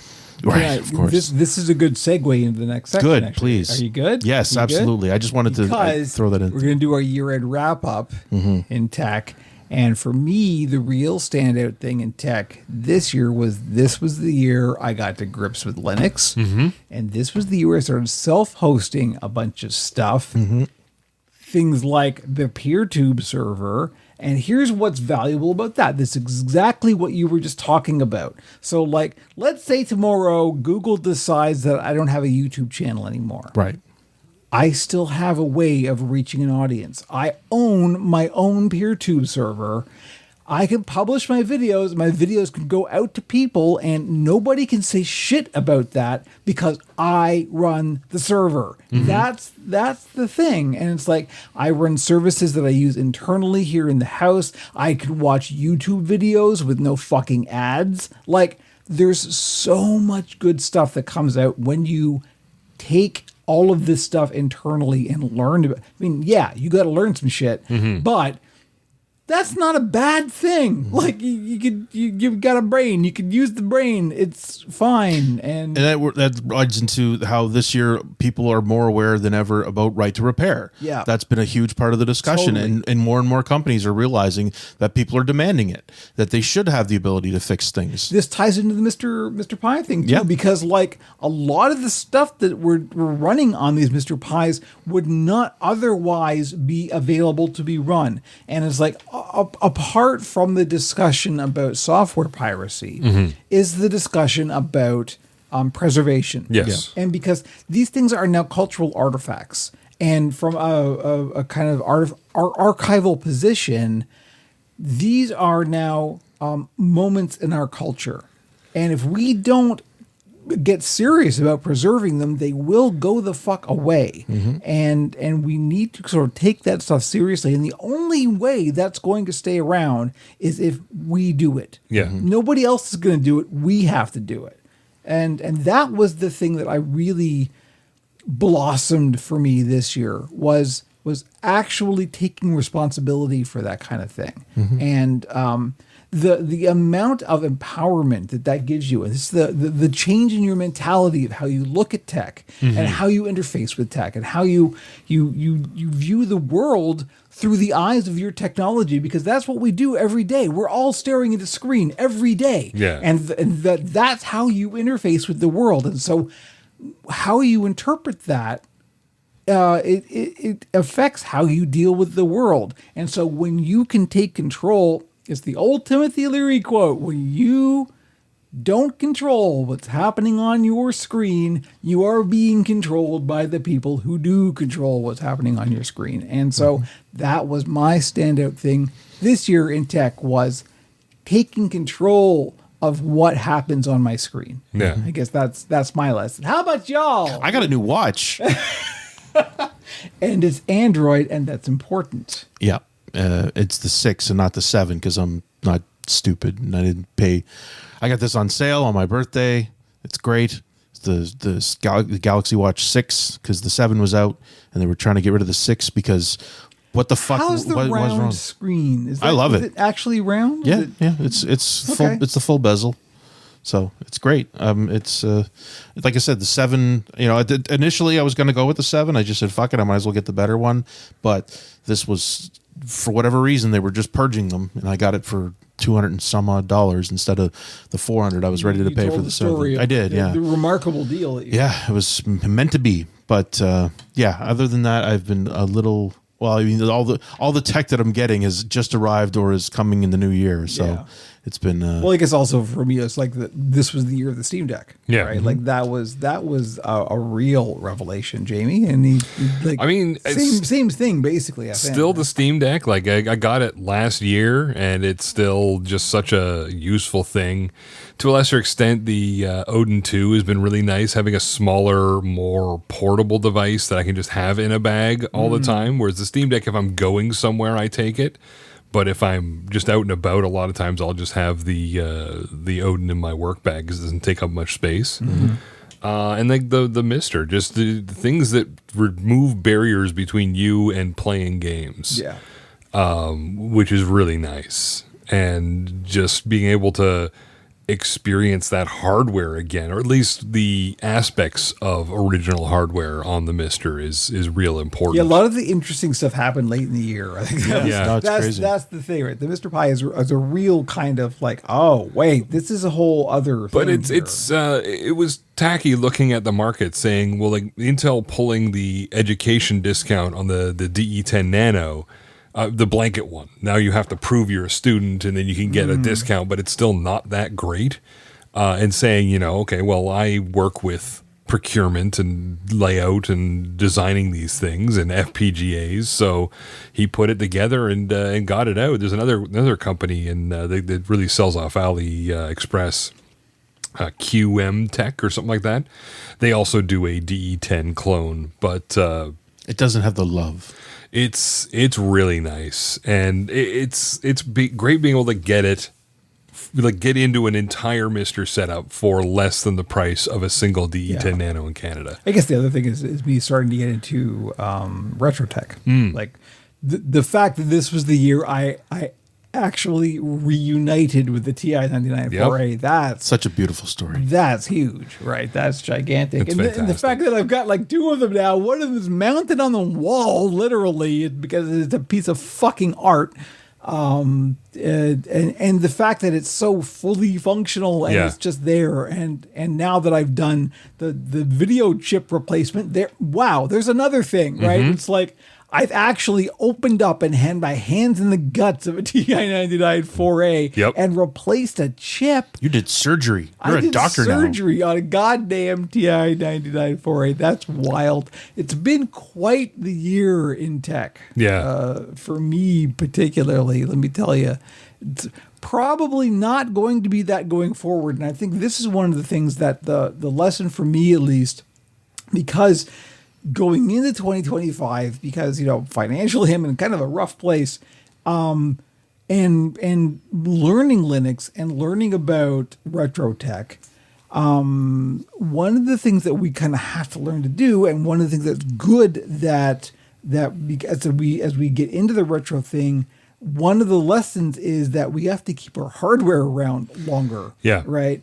This is one of the things that Linux is very good at. Replace your caps, kids. Yeah. Is that like I'm not going to like I'm off of the hardware upgrade cycle. Do more now. with less. Yeah, you have to like keep your shit running for Yeah, longer. use what you got. Stop keeping your eye on the upgrade ball. And if that's the case, you need to take the bull by the horns and learn this stuff yourself and do things yourself. Because what the corporations want you to do is just pay them and then upgrade. Yes. If you can't afford to do that, you have one other choice, and that's to like learn this stuff and do it yourself. And that's kind of where I've landed at the end of 2024 is like, okay, this is it. Now what do we do? Yep.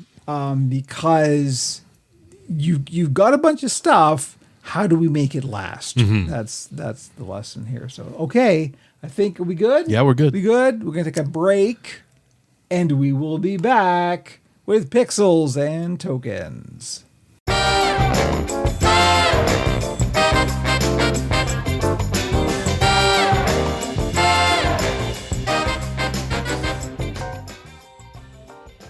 Video games. Board games. Video games. Tabletop role-playing games. Video games. And now for Pixels and Tokens, where we talk about all kinds of gaming. But mostly video games. Welcome to Pixels and Tokens, where we talk about the gaming stuff of the games and gaming and all of the gaming Games. Games. Okay, here we go. Game Awards So happened. this is on YouTube. I was at a Mark Rebier concert last night. Oh, you so went? Is that where you were? Yeah. How was that? It was fantastic. Oh man, I kind of wish I had gone. It was the last one. and missed the Game Awards? Well, shit. I mean, he actually did 4 nights, which is pretty crazy. It was the last one of this concert cycle. He's not doing another concert or another live show for 6 months. So it was kind of batshit. Yeah, he's a hell of a performer. I just felt like I didn't know you were going. Otherwise, Yeah. I might have actually gone just because I figured I was going to be the oldest guy in the room and it would just been full of 20-year-olds and I would look like an asshole. But how was the Welcome crowd? to my world. It was good. It was a good crowd. Oh, that's great. Yeah, I watched all of it. Kevin went to bed after the Warframe announcement, which is totally I understandable. didn't miss much from what I understand. Well, I mean, okay, so here's the thing. I did the numbers. I copied over everything that was announced. I looked at the list afterwards. There are 3 games that I care about. They announced okay, so there were in total 51 games were showcased during this 4-hour fucking show. It was over 3.5 hours. Jeff, it's too long. It's the Oscars. It started at 7:30. They said it started at 7:30. It didn't actually start until 8, but the pre-show was the fucking show because they still were showing world premieres and doing awards and so it was. Did they have the stupid world premiere voice? No, they got rid of that this year. Thank Christ. They didn't make a big deal. I think at this point it's kind of a done. Everybody knows what they're getting. They don't have to go world premiere. I think wasn't that an E3 thing? No, Wasn't it was a game. It was Games Game Awards. Awards. Yeah, they were definitely. The I have a ones. question. Yes. Doesn't Keeley do a thing in the summer? Summer Games Fest. But Summer Okay. Games Fest was in response to E3 dying. Yes. That was the only reason Summer Games That's my Fest. confusion. Yeah. So what's the difference between? Well, this is an award show. So Summer Game Fest is just showing games trailers. This is showing games trailers and also hand jobbing Yeah. big Kojima, you were trying to say. developers. Yeah, Kojima. Now, It's Kojima. Here's the thing. It was the 10th anniversary, and Jeff was very emotional, and he legitimately seemed to be verklempt, shall we say, about the he got fact that emotions they've gone this far. And someone referenced the low point of before he took it over. There was, because it was originally Wait, aired there was something before Keeley? before he took over. It was on Spike. Oh, And they God. called it VGX or something stupid like that. dear. And so it was televised, and it was bad because it was for television. Didn't Samuel L. Jackson host it one year? I don't know. I'm pretty sure he may a have been involved. A Spike year was So that. the nadir of it was after they were airing it one year, they only streamed it. And it was only hosted at one. There was no crowd. It was just a TV show basically that was streamed. It was co-hosted, officially hosted by Joel McHale from Community, who was a total asshole for the entire show. He basically was shitting on gamers that's his and thing, everybody. though. Well, it kind of is, but he really leaned into it, and it was unpleasant. And Jeff was there and had to basically take it, and it was bad. Nobody liked it. Nobody had a good time. It was really, really shitty. And it was after that Jeff said, "Fuck this. I'm doing my own game award show with world premieres and blackjack.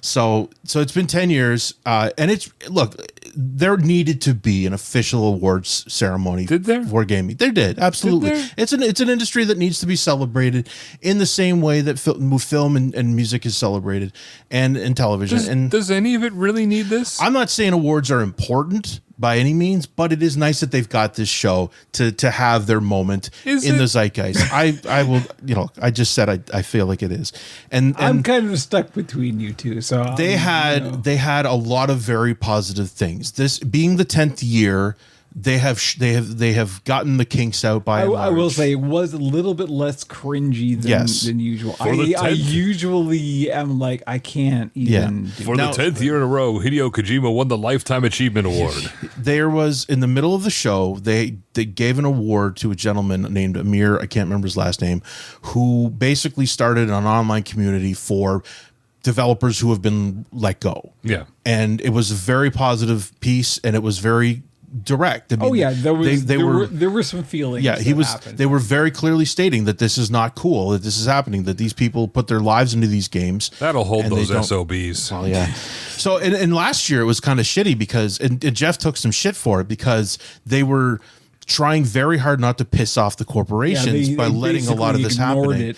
They knew they couldn't get away with that shit this year. At the end of the show, so in the same tradition as the Oscars, the winner of last year were largely giving the awards this year, and so the producer of Baldur's Gate 3 was presenting Game of the Year, and he took the time, and they gave it to him to talk about the state of the industry and how he was cut off last year when he was trying to get to the point where he was talking about how necessary it is to let people make games.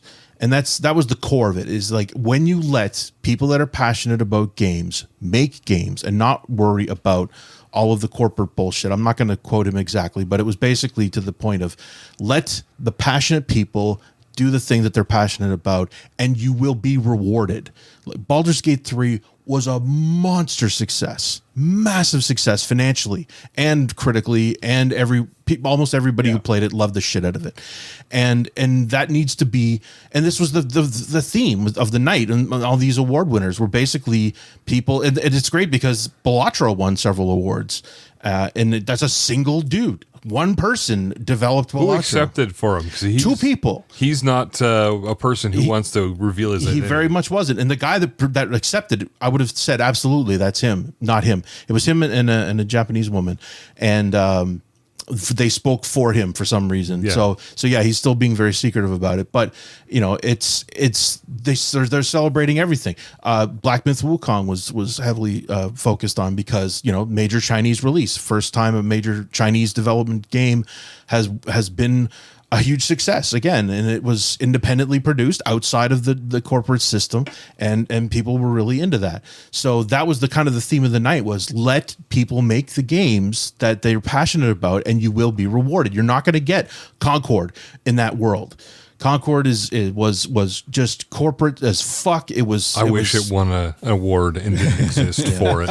I mean, it's just an encapsulation, and there was a rejection of all of the loot box bullshit, and how everybody focuses on how this is just the game. It's just what you want it to be, and half the ads seem to be focusing on that too. Anyway, there were 51 games. 26 of which were premieres. So that stuff that had not been seen, some of it was people knew that it existed, but so that's a lot of titles.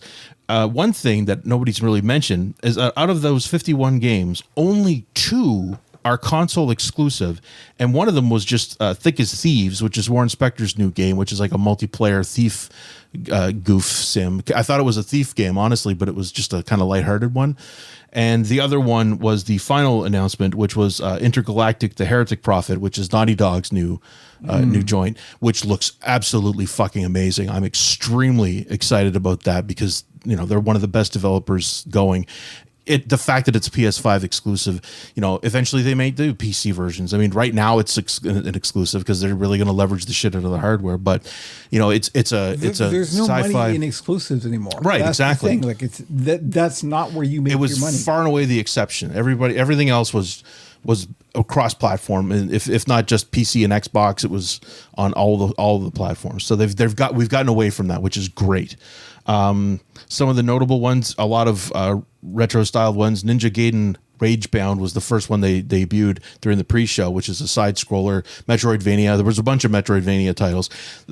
There's a Pac-Man game that doesn't, it's not a Pac-Man game, but it turns out it ties into this Amazon series that just came out, Secret Level, which is a bunch of very expensive CG. They have an episode about Concord. And it contains characters that weren't in Concord because it was supposed to be what announced the DLC. Yeah, just all kinds of fun shit. But they did a really creepy one that turned out to be Pac-Man, because it's like Pac-Man is a demon that possesses this guy, and it comes out as this giant mouth that eats things. And that's another Metroidvania that was announced. There's a Slay the Spire 2. They showed some That's one of the games that I'm... Yeah. Just trying to, I'm going through. There were so many titles. The new Dave some the nice Diver surprises. DLC is something I'm interested in. I think it's actually a separate game, Dave the Diver in the Jungle. No one can come to terms on that.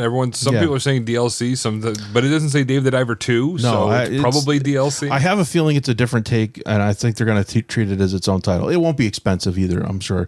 Solasta 2, it's a tactical RPG, which evidently uses D&D 5th edition. So I got some feelings about that, because I played a lot of Solasta 1, and it was good. Like, it was genuinely a very good interpretation. So what they're doing is they're using the open source, like the publicly available, so they can't call it Dungeons and Dragons, but they can use, like, the base stats, the base mechanics, the base races, all that kind of stuff. But it's a tactical RPG. Yeah, THACO.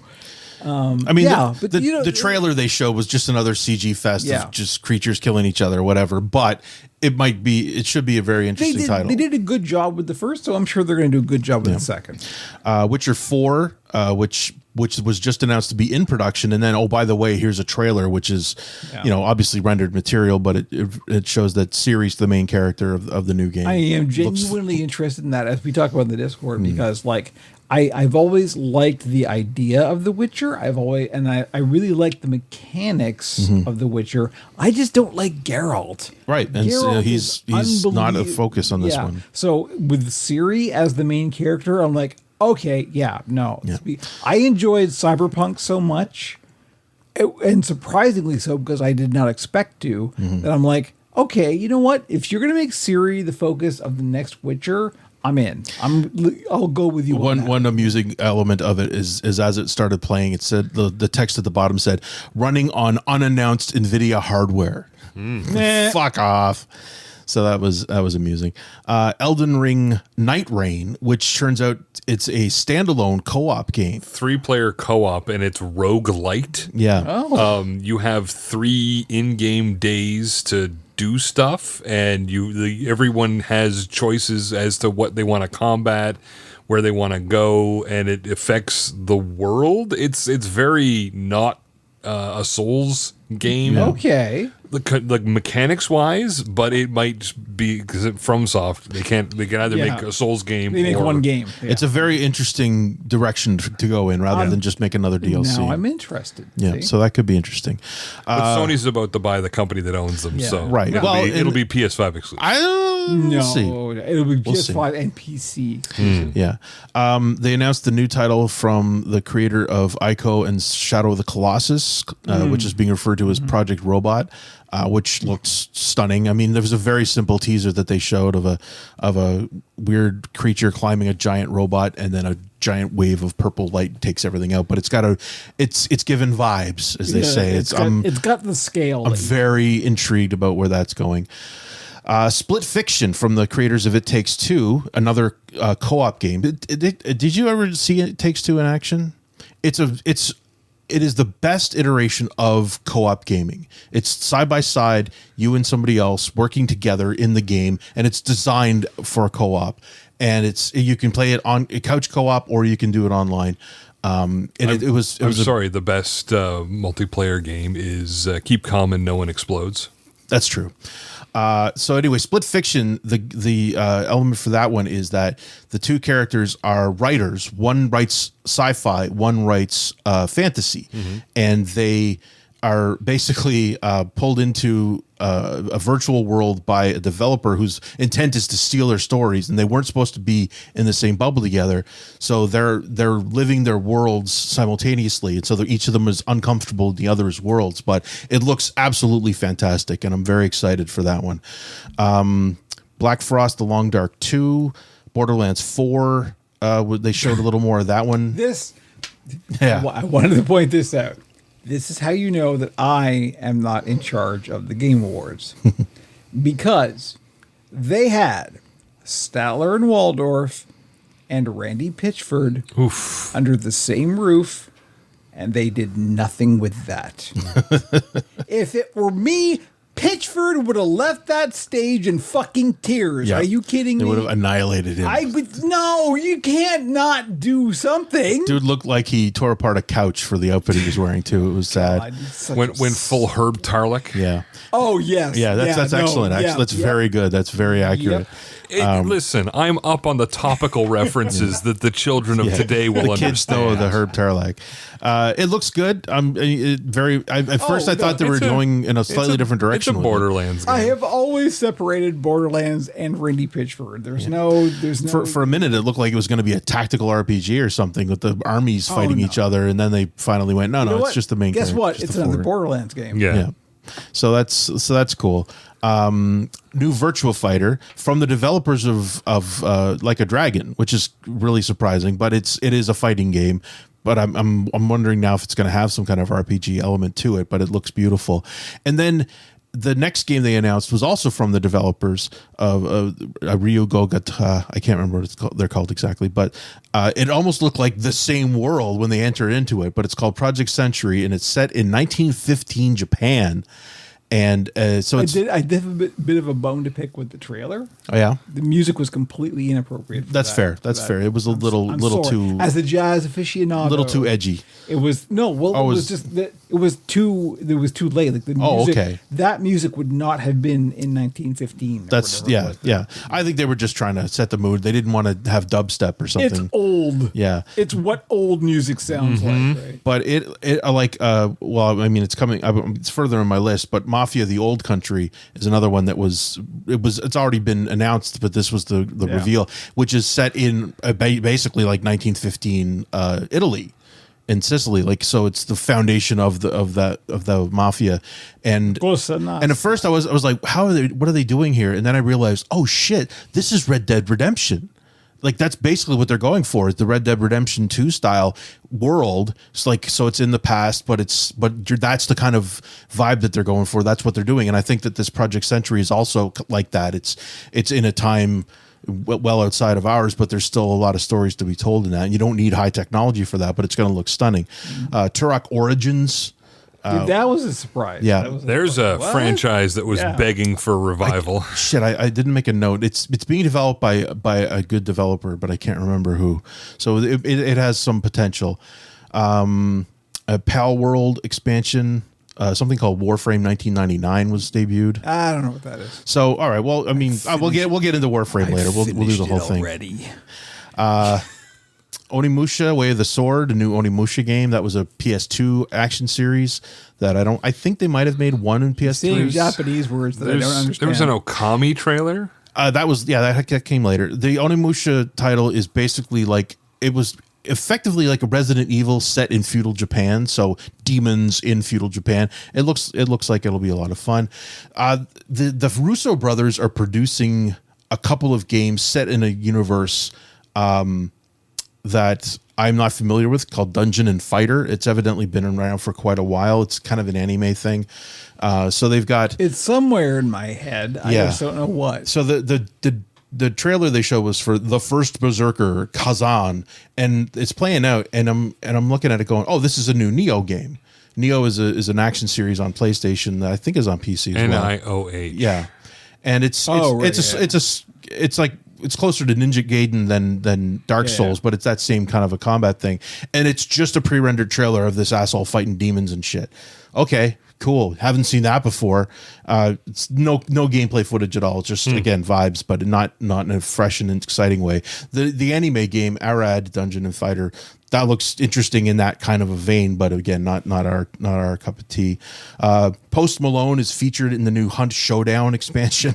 What is Hunt Showdown? It's a what do they call it? It's not kind of an extraction shooter set in the 1800s. It's like 1896, but it's fairly popular. It's kind of demon based stuff, but anyway, he's like a carnival barker kind of a character.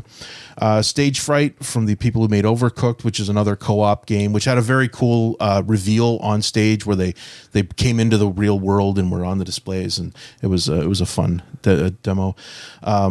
Evidently, there's a Game of Thrones open world mobile action title called King's Road, where you it gave me. Do you remember the Fellowship of the Ring game that came out, the RPG that came out at the same time as the movies, where you were basically playing along? It was like you were just behind Aragorn and the Fellowship, and you were along for the ride, but you were just outside of the story and you were playing alongside it. Like you fight the Balrog. Neither of you played this? Third Age, I think it was called. No. Anyway, it was fairly popular at the time. Again, this is over 20 years ago. So this felt like that, in that you're a guy who just happens to be around during the events of the Game of Thrones series that nobody ever talked about. But you're obviously a pivotal character. You're fighting alongside Jon Snow against the White Walkers and all that.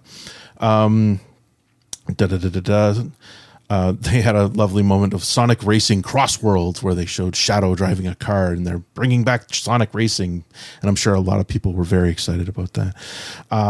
Dispatch. I think there's too many games. This is a shitload of games. Stop. I'm almost done.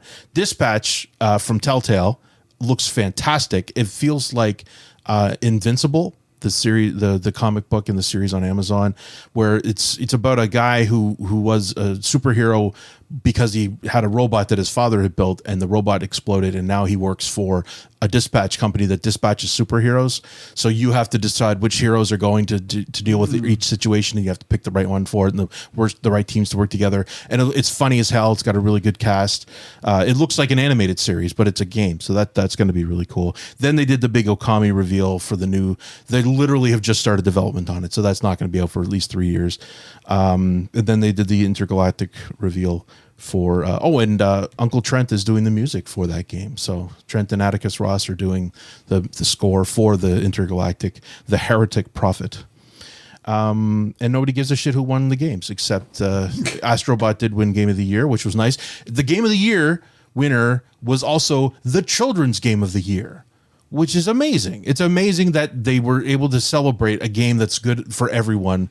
That's actually a really well-designed Fuck them for taking game. Balatro's award. Yeah. So, but it got review bombed the next day because the Elden Ring fanboys were very pissed off that Shadow of the Air Tree wasn't the winner, because it was obviously the right one. So they just went 0 for Astrobot. Fuck you. That will matter. Yeah. So anyway, that was there again. A lot of reveals, a lot of interesting stuff, a lot of positivity. It was almost I can't even remember any specifically negative bits.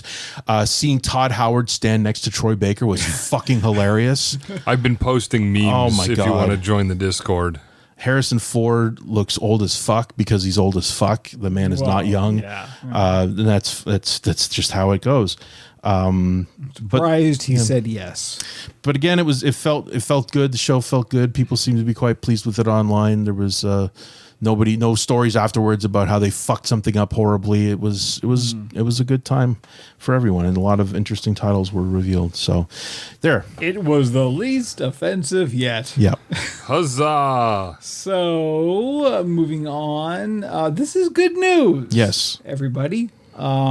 ZeniMax, i.e. the company that owns Elder Scrolls Online, has unionized. And that's a good thing. It's extremely good. Fantastic. The Communication Workers of America is the union that they joined.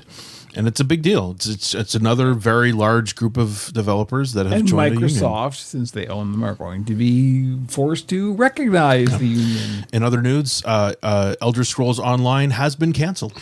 Yeah, no. Well, this is the thing. This is what I said on the Discord was like, this is important because one of the things that came out about, I can't remember, I think it was in the acquisition for the Blizzard acquisition, was that some of the internal documents that came out from Microsoft was that Elder Scrolls Online is very profitable. It makes them a lot of money. Yeah. And so the fact that the employees who are responsible for making Elder Scrolls Online have unionized is important because they have leverage. Yeah. They can like say, okay, you need to recognize this shit, otherwise it's going to go south. Yeah. Right. So this is important. This Yeah. is good. This is a good thing that has happened. And it's important to recognize good things that happen. Yes, because they're so fucking few and Yeah. far between. And in other news, Kevin has been warframing like it was I'm- 1999. Holy shit. Look, I'm going to try to not get too effusive and like I'm really trying to rein it in because Warframe is 100% encapsulated all of my brain. It's completely engulfed it. Like This is some kind not of- something I had on my bingo card for 2024. Me either. Really, it's really surprising. So this actually ties into the Game Awards talk because one of the things they announced at the Game Awards that everybody in the Warframing community was looking forward to was the fact that the next Warframe expansion was about to come out. Is this the first one under Reb Ford? Maybe I'm not sure. Because I've only signed It's on the recently. biggest. It is a kind of a big deal. So Rebecca Ford is currently the creative director of Warframe. Since the fantasy one split off and like Steve and a bunch of the grognards of Warframe went off to do that. Is she the one that was on stage? Yeah. Okay. So that was Rebecca. She's That's Space Mom. that's Space Mom. So Rebecca's neat because like she signed on in like when Warframe started like 12 years ago. So she wasn't there for the beginning, maybe she was. I think she was, but she was like an intern. Yeah, or she something. started out She as an was, like- intern from Yeah. Western. and, Communications major from Western. Yeah. So she's for a long time she was like community manager and stuff. So Yep. she's long been like the face, the Running the community streams. face, yeah. Her and Megan ran all the streams. But when I she's was like playing. the creative director now. She's Yeah. the boss. She's moved basically, up. right? She's it. And this was her on stage at the Game Awards. She was clearly like, this is not like she's used to being in front of a camera. She runs several streams a week. She's been like TennoCon, which is like the big convention. She's been on stage with that. Like she's used to this stuff. She knows what she's She was doing. incandescent. She was clearly thrilled and nervous as hell. Like she was just, but she got to do the mic drop, right? Of like, oh, by the way, tomorrow, boom, Yeah. done. And Yeah. so like everybody kind of knew it anyway. But so yeah, the new Warframe expansion came out literally today. I've already played through the main story part, and now I'm into the grind part. Yep. It's real good. I've already talked at length about Warframe and what I'm liking about it.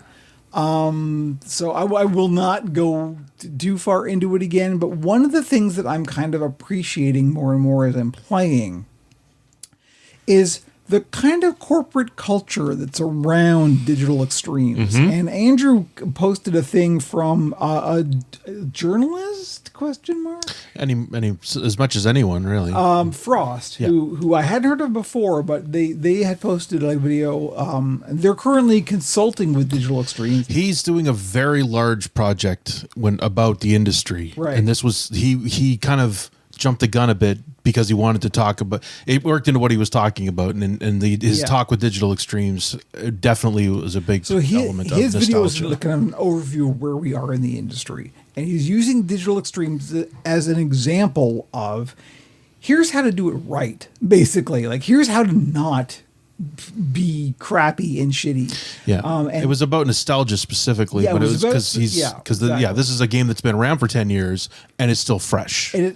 And that's one of the things. And he was saying in that video that like there's an ick factor that I really kind of appreciate and I get because like Digital Extremes has done some very uncharacteristic in terms of marketing things that you would not expect a game company to do. Like, for example, at one point, and it's not that they're a perfect company, but when they fuck up, they A, admit they fucked up, and then B, fix it and learn from that lesson. So like at one point they introduced companions, like little pets.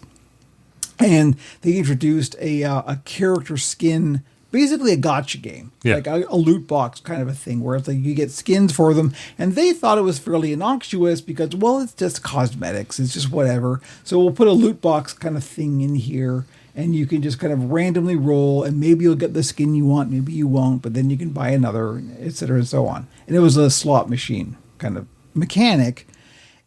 And what I didn't realize, I'd heard this story before, that like, oh, they saw that people were spending too much money on it, and they went, oh wait, no, this is addictive behavior, this is bad, this is a dark pattern, we don't want to do this, and so they took it out of the game. Yeah. What I didn't realize, and what the Frost video pointed out, was it was one person. They looked at the data from one person and went, oh wait, this one person is spending too much money.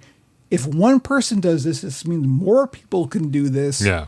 This is not something that we want to be associated with. Yeah. So we're not going to do this. So they took it out of the game. It's amazing. Like, that's mind-blowing. That is the opposite to what every goddamn marketing team will tell you. If you get something that will addict people, you lead into it. Yeah. Right? No, this is the opposite. This is like, no, if this is a dark pattern, if this is something that is causing that addictive casino behavior, we're taking it out of the game. So now if you want a skin for the thing, you buy the skin you want, and that's it. That's all it is. It's completely above board and honest. And that is the thing that has really struck me, and that I've realized one of the reasons, past the kind of technical hitch of Warframe, where it's like, it's very complex, and to understand the game really, we talked about the onion layers before, and it's like, there are so many layers to this onion. But if you can get past that, there's so much there. There's a lot of game. There's so much there. It's a great big sandbox. But the kind of ethics that are underlying all of it are so positive that it's like, it's not a dark pattern loop. It's not an addiction casino loop. It's fun because it's fun. It's not fun because it's giving you the dopamine hit and then you got to get more. It's not the junky thing. And that's what's remarkable about it. I have never experienced a game like this before. And I had a long experience of games, and it's like, this is a new feeling. And that is what's special about Warframe. And as we've said before, it's a strong, positive community. And it's not, again, I don't want to be too effusive because they have fucked up. They started out as in a very dark place, in a very dark patterny kind of way. But the thing is, they learned their lessons and they fixed it. And when a company can do that, and this is what Frost was pointing out, is the fact that they went, no, this feels icky. We're not going to do this. We'll do something else. If you ever want to know why there's no Excalibur Prime, it's because they sold big, expensive bundles right at the beginning for exclusive access to Excalibur Prime. And that's why Umbra showed up. And because I was going to say Excalibur Umbra, which if you do the quest, you just get it. You get it. But if you see someone with Excal Prime, they are OG as hell.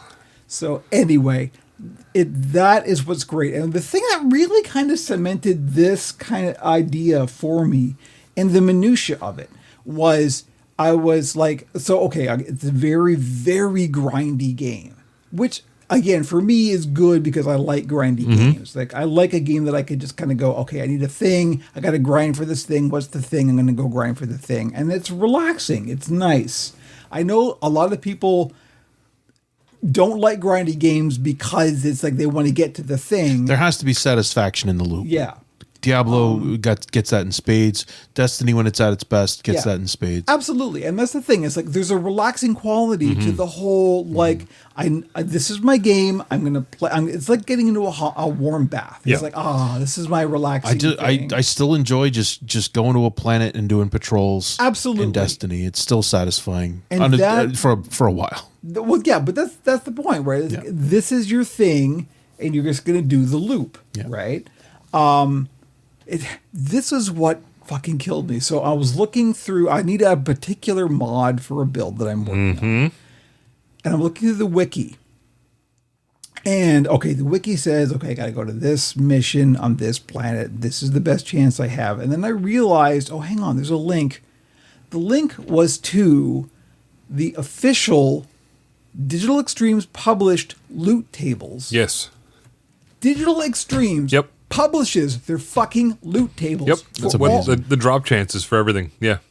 What? This is the solution, right? There's no like black box, mystery box gambling. Remember thing here, right? Thoughtbot back in the World of Warcraft days where Yeah. it was crowdsourcing, trying to figure out what the drop rates were for things? Well, and that's exactly it. And I was talking to my wife about this over dinner, and she was like, and another thing that does is it eliminates the need to like data mine shit. Yeah. Right. And you're not running bots on the server Yep. to try and figure this shit out because they just give it to you. Yep. They're just like, nah, here you go.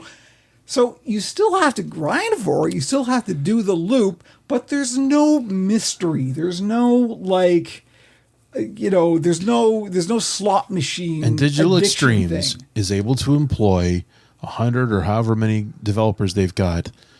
They've been working there for 10 years working on this game, and it continues to be an ongoing endeavor, and they're fine. It's not $1 billion company. They're doing fine. They're able to make money and make a living out of this. That's the thing, because they went, we want to make this sustainable. Yes. We don't need growth at all costs. Right. We don't need the number to constantly go up. We just want to be able to get by. We just want to make the thing we want to make. The great sacrifice is that they have to live in London, Ontario. Well, I mean, so one of the things that I keep thinking about is one of the things that on Brad and Will Made a Tech Pod, they keep pointing out is a lot of free and open source development happens in Europe Yep. because they have access to publicly funded health care.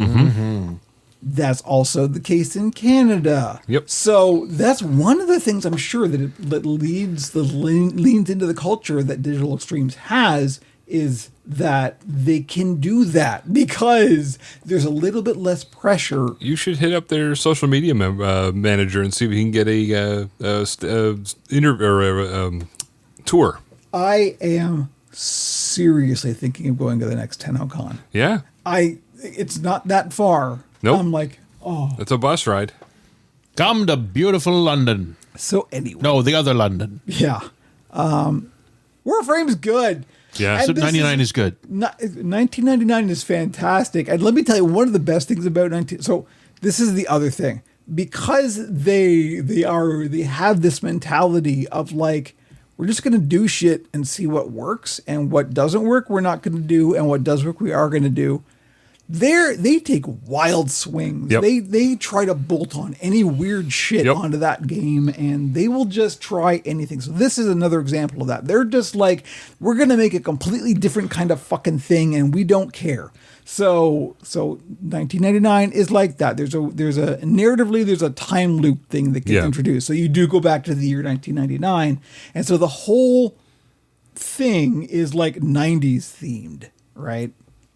And they had the most music that they have ever produced for any expansion of any part of their games ever in this thing, and it shows. Yeah. And it's really good. I have never considered purchasing a soundtrack from a video game until now. Wow. But there's a lot of like 90s industrial, like very 9-inch nailsy stuff Yeah. in this. And I'm like, damn, I'm playing through this game. I'm like, damn, this is going, this is good. And it flows in a way that's like you're in the zone. Yeah. It's completely, I can't even describe how it is until you play it, but it's just like they have a rhythm and they hit it. Yeah. For a game that's set in the distant future, the fact that they could set something in 1999 and have it work, it says a lot.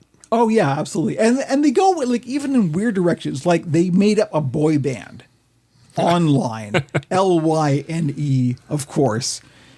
And they have like one of their songs is one of the primary, and they actually put this band together and they recorded with this, and there's a whole album of online like boy band hits, and it's stupid and it's ridiculous and it works. It That's just great. works in the context of the game. It absolutely works, and it's so. Bleh. It's good. Yeah. It's very good. It's good, actually. It's good, actually. Thank God. But there's your Warframe catch up. So anyway, Digital Extremes, you rock. You're awesome. I've never been happier to be associated with a game than I am with this. Yeah. And then that's saying a lot because I'm 56 fucking years old. Yes. So, and I've been playing video games for a long time. So that's a meaningful judgment. Okay, let's move on. So back into shitification Oh territory. no! Good. Things were getting too positive there for a second. Well, and this is a reflection of corporate management. X Defiant, which was Ubisoft's big live service game. They put a lot of Was money this into their this. NFT game? No, no, that Ghost Recon involved NFTs briefly. It was definitely. I'm sure that this one initially was developed to use NFTs, and then they went, "Oops, we can't do that it anymore." was definitely a Tom Clancy thing that was. Yeah. So this was their catch-all. Let's use everybody from all of the Ubisoft games in a shooter, in a combat game, and free-to-play shooter, and it was doing quite well. People seemed to enjoy it, but it didn't continue to grow, so they just put a bullet. It didn't enhance shareholder value. Precisely. And that's exactly it. It was but it was so fast. It was it had been in development for some time, but they basically just the season 3 was the next one that was launching. Black Flag lives. Ubisoft's pirate game, Skull and Bones. Skull and Bones. That's it. I was going to say Bones, yeah. Skull and Bones. It still exists. Well, Skull and Bones was also a tax issue, so that was but the they only reason released it it. existed. That's they had to. They had to assuage the Singaporean Go play government. Skull and Bones instead of X Defiant. Players who purchased the Ultimate Founders Pack or bought anything in the last 30 days will automatically receive full refunds within 8 weeks. And that's nice that they're at least doing that. So if you bought anything, sorry, here's your money back. We fucked up. But it's only going to be online until June, and you can't start playing it now. That's what's interesting. Like people that already have characters and are currently playing can continue to play until June. But if you just said, I'd like to try out X Defiant, they're like, no, man, fuck off. It's done. This ain't for you. Yeah. We're gonna let these people mourn for These 6 months. 6 guys get to shoot each other for the end of time. And it's because in the end, Ubisoft wanted to be able to close their Osaka and San Francisco studios while ramping down its Sydney site. So they're firing 277 people, which was half of the team, and the other half will be absorbed into other elements of the team of the studio. So at one time, X Defiant was Ubisoft's fastest growing game ever, hitting 5 million users sooner than any of its other titles. Eventually had 15 million players, and then it just kind of started to crumble away. I remember seeing a thing where they were like, nah, X Defiant's fine. We're not shutting this down. Don't be silly. Yeah. Next blog post. It's over. Yeah. And then and that leads into, I mean, I didn't put it on here, but also the stock price of Ubisoft actually skyrocketed in the last week because the rumor is that Tencent is going to buy them out. Yes. Because they're enhancing shareholder value. Exactly. So the thing holding it back is that the Guillermo family wants to still control it. And I'm sure Tencent's like, no, I don't think so. They're probably just going to buy them out for some ungodly amount of money. And then they can own all the IP of Ubisoft. And maybe the Chinese overlords will be more benevolent than the Guillermo family. So we'll see. But Beyond Good and Evil 2 canceled. But just don't forget that, any of these online shooters, just be aware that it can die at any time, no matter how successful it seems. And once these games are gone, they're gone forever. Coming back to our discussion about legacy, these things are annihilated. Most of the games from the 2000s that have been resurrected, somebody was able to get their hands on server software. That's not going to happen for most of these Ubisoft titles. Anything heavily corporatized is not going to be made available for people to start their own shards or whatever. These games are gone. So enjoy it while you can. Capture some game footage of you playing it on Twitch or whatever, and then that'll be your memory because you're not going to be able to play it again. So, yeah. And okay, bad thing, now good thing? Good thing times. JB has been playing some Game Pass titles. Indiana Jones and the Great Circle. So first, right off the bat, do you remember when you fired up God of War and it went from the menu right into the game? Yes. every time you fire up Indiana Jones The Great Circle, the menu is where you left off, and it goes straight into the game. Very cool. It's a tiny thing, but it is fantastic. Troy Baker, Harrison Ford should be worried because he's coming for his job. He sounds fantastic. The intro is perfect. Yeah, the tutorial is the opening of Raiders. It is Raiders. You start off looking at the mountain from Raiders. They actually insert some areas that aren't shown in Raiders because they don't show you Indy walking for 5 minutes to some It's place. like you look around. I guess I haven't played it yet, but it is stunning. It is. My partner was watching me play this. She's like, "Is this just from the movie, or are you doing this?" I'm like, "No, I'm doing this, but it's." I'm Indiana Jones. The fascists are so punchable. They are so punchable, and the combat is very simple. Question mark? Like I was very surprised that they decided to do first person. Almost the entire game's first person. the cutscene, when you do conversations with people, it cuts to third person, and Indy looks great. But yeah, first person, and it works. It's been fantastic. The adventure quotient of it is amazing. Like puzzles and stuff. There'll be things that are just there. You'll overhear two people talking about something, and then you can go there and solve it. Or you'll walk through a hallway and be like, what's this weird credenza, which then turns out to be some weird puzzle box full of weird stuff. Like you've got to figure out how all the things work on it. Sometimes there's notes nearby that tell you, like, give you big hints, but if you don't run into them, you're sitting here going, why doesn't this work?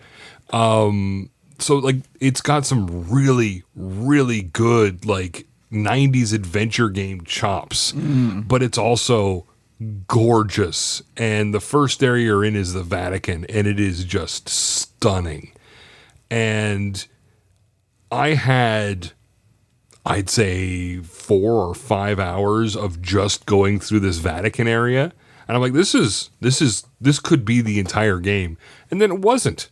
It wasn't. There's more. There's more other than the Vatican. Because of course there is. The characters are all great. Like Troy Baker is so good. I can't understand this or not. His Harrison Ford, I thought they did some trickery or something. Yeah, it's AI. But it is literally a person doing a performance, and holy shit. The story is that Todd Howard didn't want to hire Troy Baker because Troy Baker's in every game. It's too easy to just say, "Oh, fucking Troy Baker again." No, but then they did some testing with people, audiences, with blind listeners just hearing the voice, and they chose him that guy's every amazing. time. Yeah, and they're like, "All right, fine. I guess we're getting Troy Baker." But it is.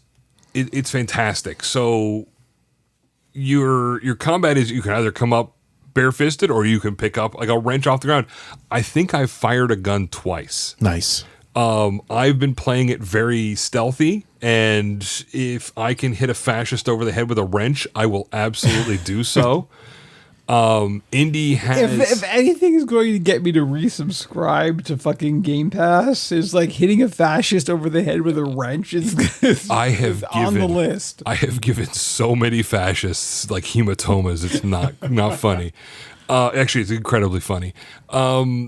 So like I've fired a gun like twice, and it's mostly to see what it does, like how bad it is for you. And if you haven't taken everyone out, you will have a lot of people to deal with because guns are loud, and they don't want American archaeologists around.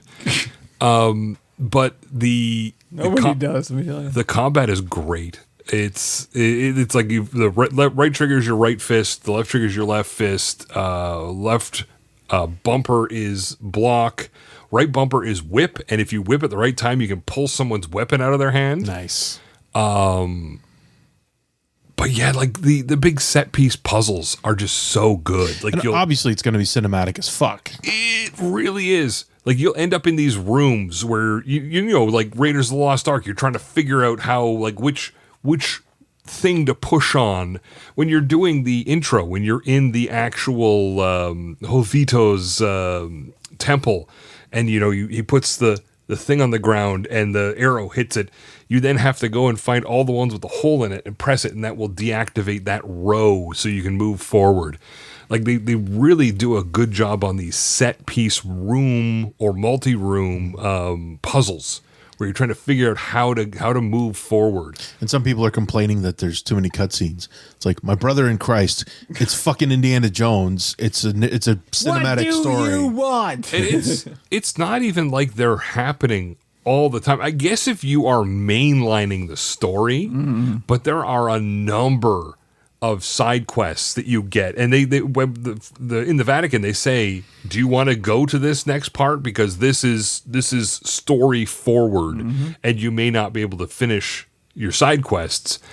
And I had kind of been mainlining the plot at that point because I'm just like, this is really good. But then I started doing the side quests, and they were also really good. Like all the little things, like I barely had gone off the main paths that I needed to, and going and exploring stuff and finding other characters. And there's all these little subplots happening. And this should be a good 20-hour plus game. Not like it's not going to take over your entire life. You're going to have a good time and you're going to move on. My second time playing it, I physically lost track of time, and my partner put her head in and said, "Are you coming to bed?" And I'm like, "What? Oh, okay. It's like 12:30. I should probably stop."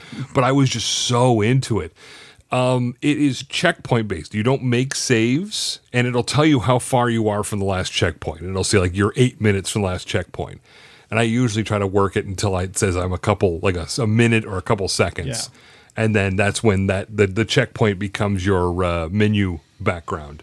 So that you can't make physical saves. So sometimes you'll go back a little ways. But I find if I'm in a situation where there's a lot of guys and I'm not 100% sure how I'm going forward, I just go.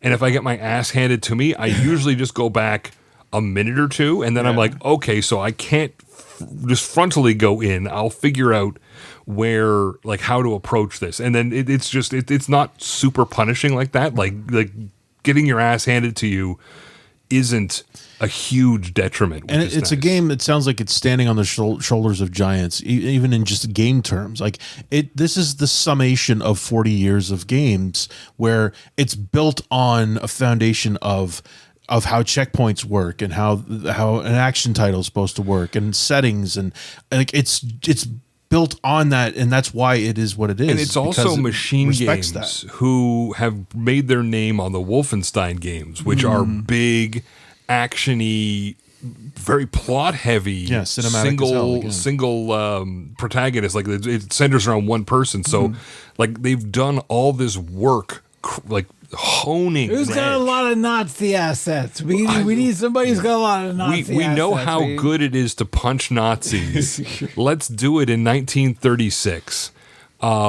It's so far. I'm only in the second area after, if you don't count the intro, and it's all I want to do. I just want to go home. Like I went to the concert yesterday. I'm like, can I conceivably get like an hour of Indiana Jones in? And it was 11:30 when we got home. I'm like, no, there isn't. But all I want to do is see if I can wedge in another, couple more hours in that game because it's and once the experience is over, you're like, that was a great game. I'm really glad I played it. What else do I have to play? So if you are sick in the head like me, there are collectibles. Like there are things I ignored. I'd say 2 or 3 different collectible chains. Just to try to get to the next area so I could talk about at least the first slice of this game on the podcast. But you can spend a long time in the first area if you want to try to find everything, because there's a whole bunch, like there's the necessary stuff, but there's a whole bunch of like relics. So it feels like you're gonna rip through it. Like you're gonna play through for the story. You're gonna kind of ignore a lot of the stuff just to be able to complete it. The second playthrough, but it's so satisfying that you're gonna want to play through again and actually find all the other and shit. All of your character progression are through various books that you find, and you have points for completing certain things in the game. And then you can use those to buy these upgrades. Like there's one, like I can't remember the exact name, but it's like Not Without Your Hat, where if you get downed in a fight, you have a chance of picking your hat up, putting it on, and getting back up again. Like it's a second try at that encounter. So like a revive almost, but like it's something you can put point that you can buy and then have that active And same with all your like combat upgrades and everything are things that you've picked up, and then you can either, when you have enough points, you can enable them, and now you do more damage with a single-handed weapon. But I will say, and I don't. Is this? I guess it isn't. Is it on PS5? Is what I'm trying to say. It's not yet. It's a timed exclusive for Xbox and PC. Indiana Jones would be an ideal character for the PS5 controller. The haptic feedback of the whip on those triggers would be fucking sick, and punching as well. That would be very, very, very cool. But for now, you got a Game Pass subscription. I mean, if you have a godlike PC, because the specs aren't. That was the story this week. Is that one of the minimum requirements is ray tracing? Yeah. So you could just use a PS5 controller on the PC. I'd be curious to see if it actually has the DualSense programming on it. That would be interesting. I mean, it's going to come out for the PS5. They haven't said it's. I'm just saying a lot of things do. Every time I pick up the PS5 controller to play something, I go, oh yeah. It's just so fucking good, and it's disappointing that Xbox didn't incorporate that at some point into the hardware. Sony probably patented it. Yeah, probably. They're not good people, but they're good at what they do. Anyway, I look forward. I've already downloaded it. I just haven't had a chance to play it. If you have Game Pass, absolutely play it. It's basically built into your Xbox Live fees. It's definitely worth jumping back in for a month to grab that. If you can get like a free month or whatever, absolutely do it, because it's just been such a good experience. I'm pretty sure they've annihilated the free month, but at the very least, it's worth the $20 for a 1 month subscription to play in a $100 game. Pull a Star Wars out. It's like exactly. If you wanted to play an Indiana Jones game or like an Indiana Jones movie, this is your chance. It's really good, and the characters are so good. Like, all the people you meet are so developed. It's really nice. Yeah, no, I really like it. All right. So, Indiana Jones good? Yes. Moving on to the final thing. We're going to do our 2024 wrap-up in gaming this year. What are the standouts? What did we all think about gaming? I'll go first because I've been just so fucking focused on Destiny 2 and Diablo 4. That's kind of the thing. I want to talk about that. Let's go. What did we do in 2024? I have started other games. I've just been trying. I wanted to finish Like a Dragon, the Yakuza game, which came out several years ago now, and there's several games that have come out since. And every time I start, I just end up coming back and saying, I want to run this. And, even Diablo, we had kind of put away for a while. And this season, I guess things just kind of clicked, and we've been going hard. We've all got the best characters we've ever had in that game. And we're still grinding for this, for the final build. And this is before the next season when they're finally going to have an armory. Yep. So, and that's going to be delightful to be able to do a different fucking build without completely respecking everything. I mean, again, as we said, they're making Diablo 3 finally, and this is where we are. But Destiny 2. The year started out incredible with Final Shape. When that finally came out, it was a massive success it was a huge, satisfying ending to the Light and Dark saga, and then what came afterwards has been underwhelming, which was expected. Unfortunately, it's killed the game for me. I've got no. The current season story is not super compelling. The end, I think, what killed it was the end of the first season, the Echo. They had such a wet fart of an ending for what started out with so much promise. It's just how bad every update has been since this thing started. Like this new episode. Yeah. It's been really bad. And like they just started the Dawning, which is their winter event, and it was utterly broken. You could get the card for free instead of 1,000 pay bucks. You could get all of the guns focused for free. The Eververse was not charging the right amount for all the special things. and then they had to disable everything, and then you couldn't actually do the dawning, and then they were able to re-enable some things, but then all potions broke. It's just been such a shit show of we fired all of QA. They did. They that's what did it. Sony made us fire QA, and now we're basically putting out unplayable events where we have to disable event progress on the day the event drops because it's so fucked up. It's starting to feel like sabotage. Well, I mean, they're being sued by Christopher Barrett, who they said, was an utter creep, and he apparently has backing evidence that says he was not. They just didn't want to pay him his $45 million stock dividend. They've been having all There's kinds no of winners in that one. They've been having all kinds of problems with Marathon and with Destiny now falling apart. I don't know how much longer Bungie's around. Yeah, I mean, given how much Sony paid for it, I mean, their sunk fallacy is huge. So, Yeah. And I mean, the problem is, and this comes back to what we were talking about in the Game Awards, how if they could let Bungie be Bungie in a good way and let the people that are passionate about it do what they're doing and have the support that they need where they need it And have QA. and then in that respect the game would be in a much better position, and the pieces were there. I mean, even the follow-up to Final Shape with the way this year was supposed to pan They out took a slam dunk could have been DLC and just wiped their ass on it. Yeah. It's fucking really disappointing. Yeah, that's the core of it is given how strong the year started, it has been extremely bad. Diablo 4, Balatro, Indiana Jones. Yeah. Like those are the ones that are stand out for me this year. Yeah. Diablo 4. I like the clarity there. That's It's good. Diablo 4 really turned it around with the expansion. They got rid of a lot of really weird systems, and they parsed it down to what was fun. And now they're moving forward at a good pace, like with the Armory coming out next season. I mean, Balatro is just such a great pickup. Play, 6 or 10 hands, and then you've got a good build going. Great. If not, you can just put it away.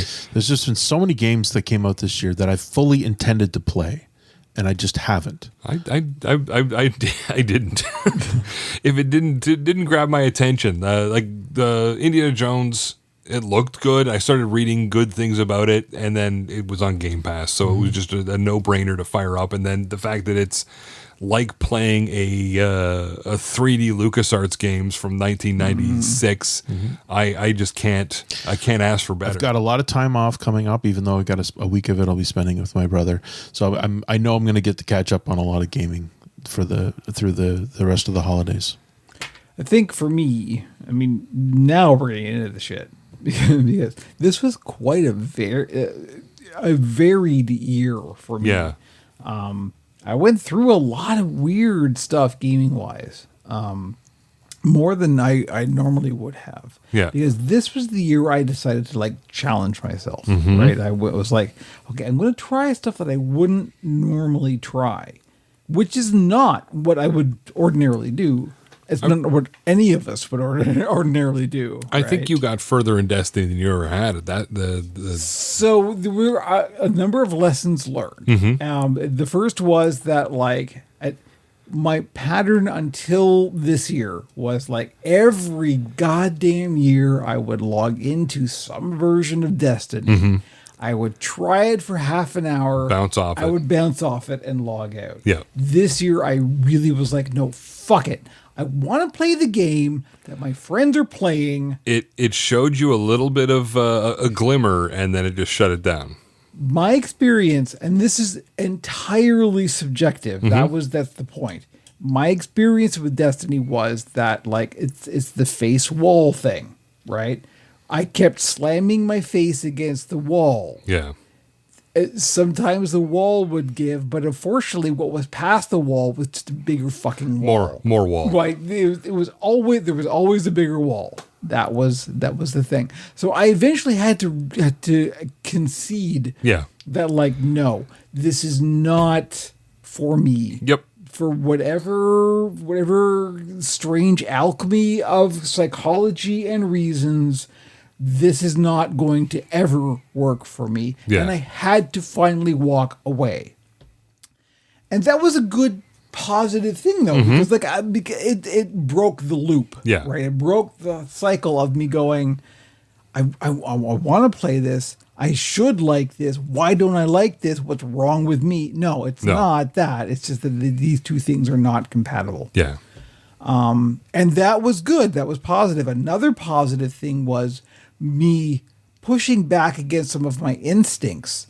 And I think the real big standout thing, other than Warframe, which we won't get into that much, was Dragon's Dogma. Yep. Dragon's Dogma 2.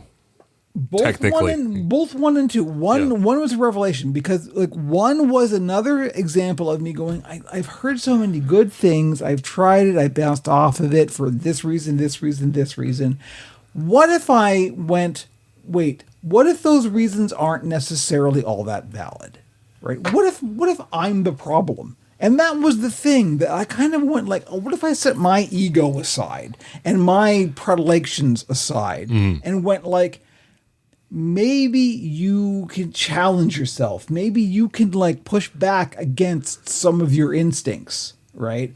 And try something that you wouldn't ordinarily like, but let's just see what happens. And what happened was a fucking revelation. Like, it was unbelievable. I experienced a game that I had never, ever anticipated experiencing before. And it resulted in such a rich a mythology of experience that, like, I will never forget what Dragon's Dogma 2 did to me. Like, I'm getting choked up thinking about it. It's that intense. It's a great thing when you can open yourself up to a game. And that's kind of the point. It's like, this is what gaming can do to you. Yeah. Right. That was the whole thing. And it's like, so that was such an enriching experience. That is like, I finally kind of broke out of a cycle of like, this is me, this is what I like, and this is what I don't like. Yeah. Right. And because of that, I've been able to kind of gain a clarity of thought about like, this is what is the thing that I do, and this is the thing that I don't do, but it's for this reason and not this reason. Yeah. And it's really kind of complex to explain, and there's a lot of nuance in it, of course. But because of me admitting that there are limitations to my experience and that I want to kind of break past those limitations. And that's a really kind of important psychological step to take, I think. And who thought we would be talking about gaming in these terms, right? Yeah. Like, that's wild to even to contemplate that we're talking about a fucking video game in these kind of like, we're talking about challenging the way you think about like your perceptions of reality and your perceptions of yourself. That's what gaming can do to you. Yeah. And that's what this year did to me. And I'm really kind of grateful to the developers of a challenging video game that's like pushes back. It has a kind of clear vision of what it is and doesn't cater to what it thinks you want. Yeah. Right? That is what the Dragon's Dogma experience was. It was like, no, I know what I am.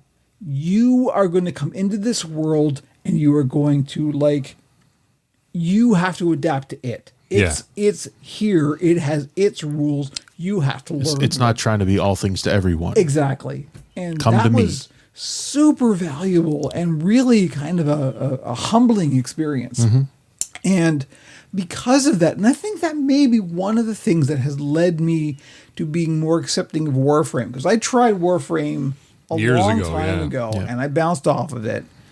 But because I had this experience of going, I've challenged myself, I've pushed back against my own instincts, and have found this kind of richer experience because of that. I was able to kind of open my brain up and go, okay, let's see what it's trying to do. Let's again, I've said this literally for decades at this point. Play the game that it is, not the game that you want it to be in your head. Yeah. And that is such an important thing because, like, developers and artists have a vision. They have a thing that it is.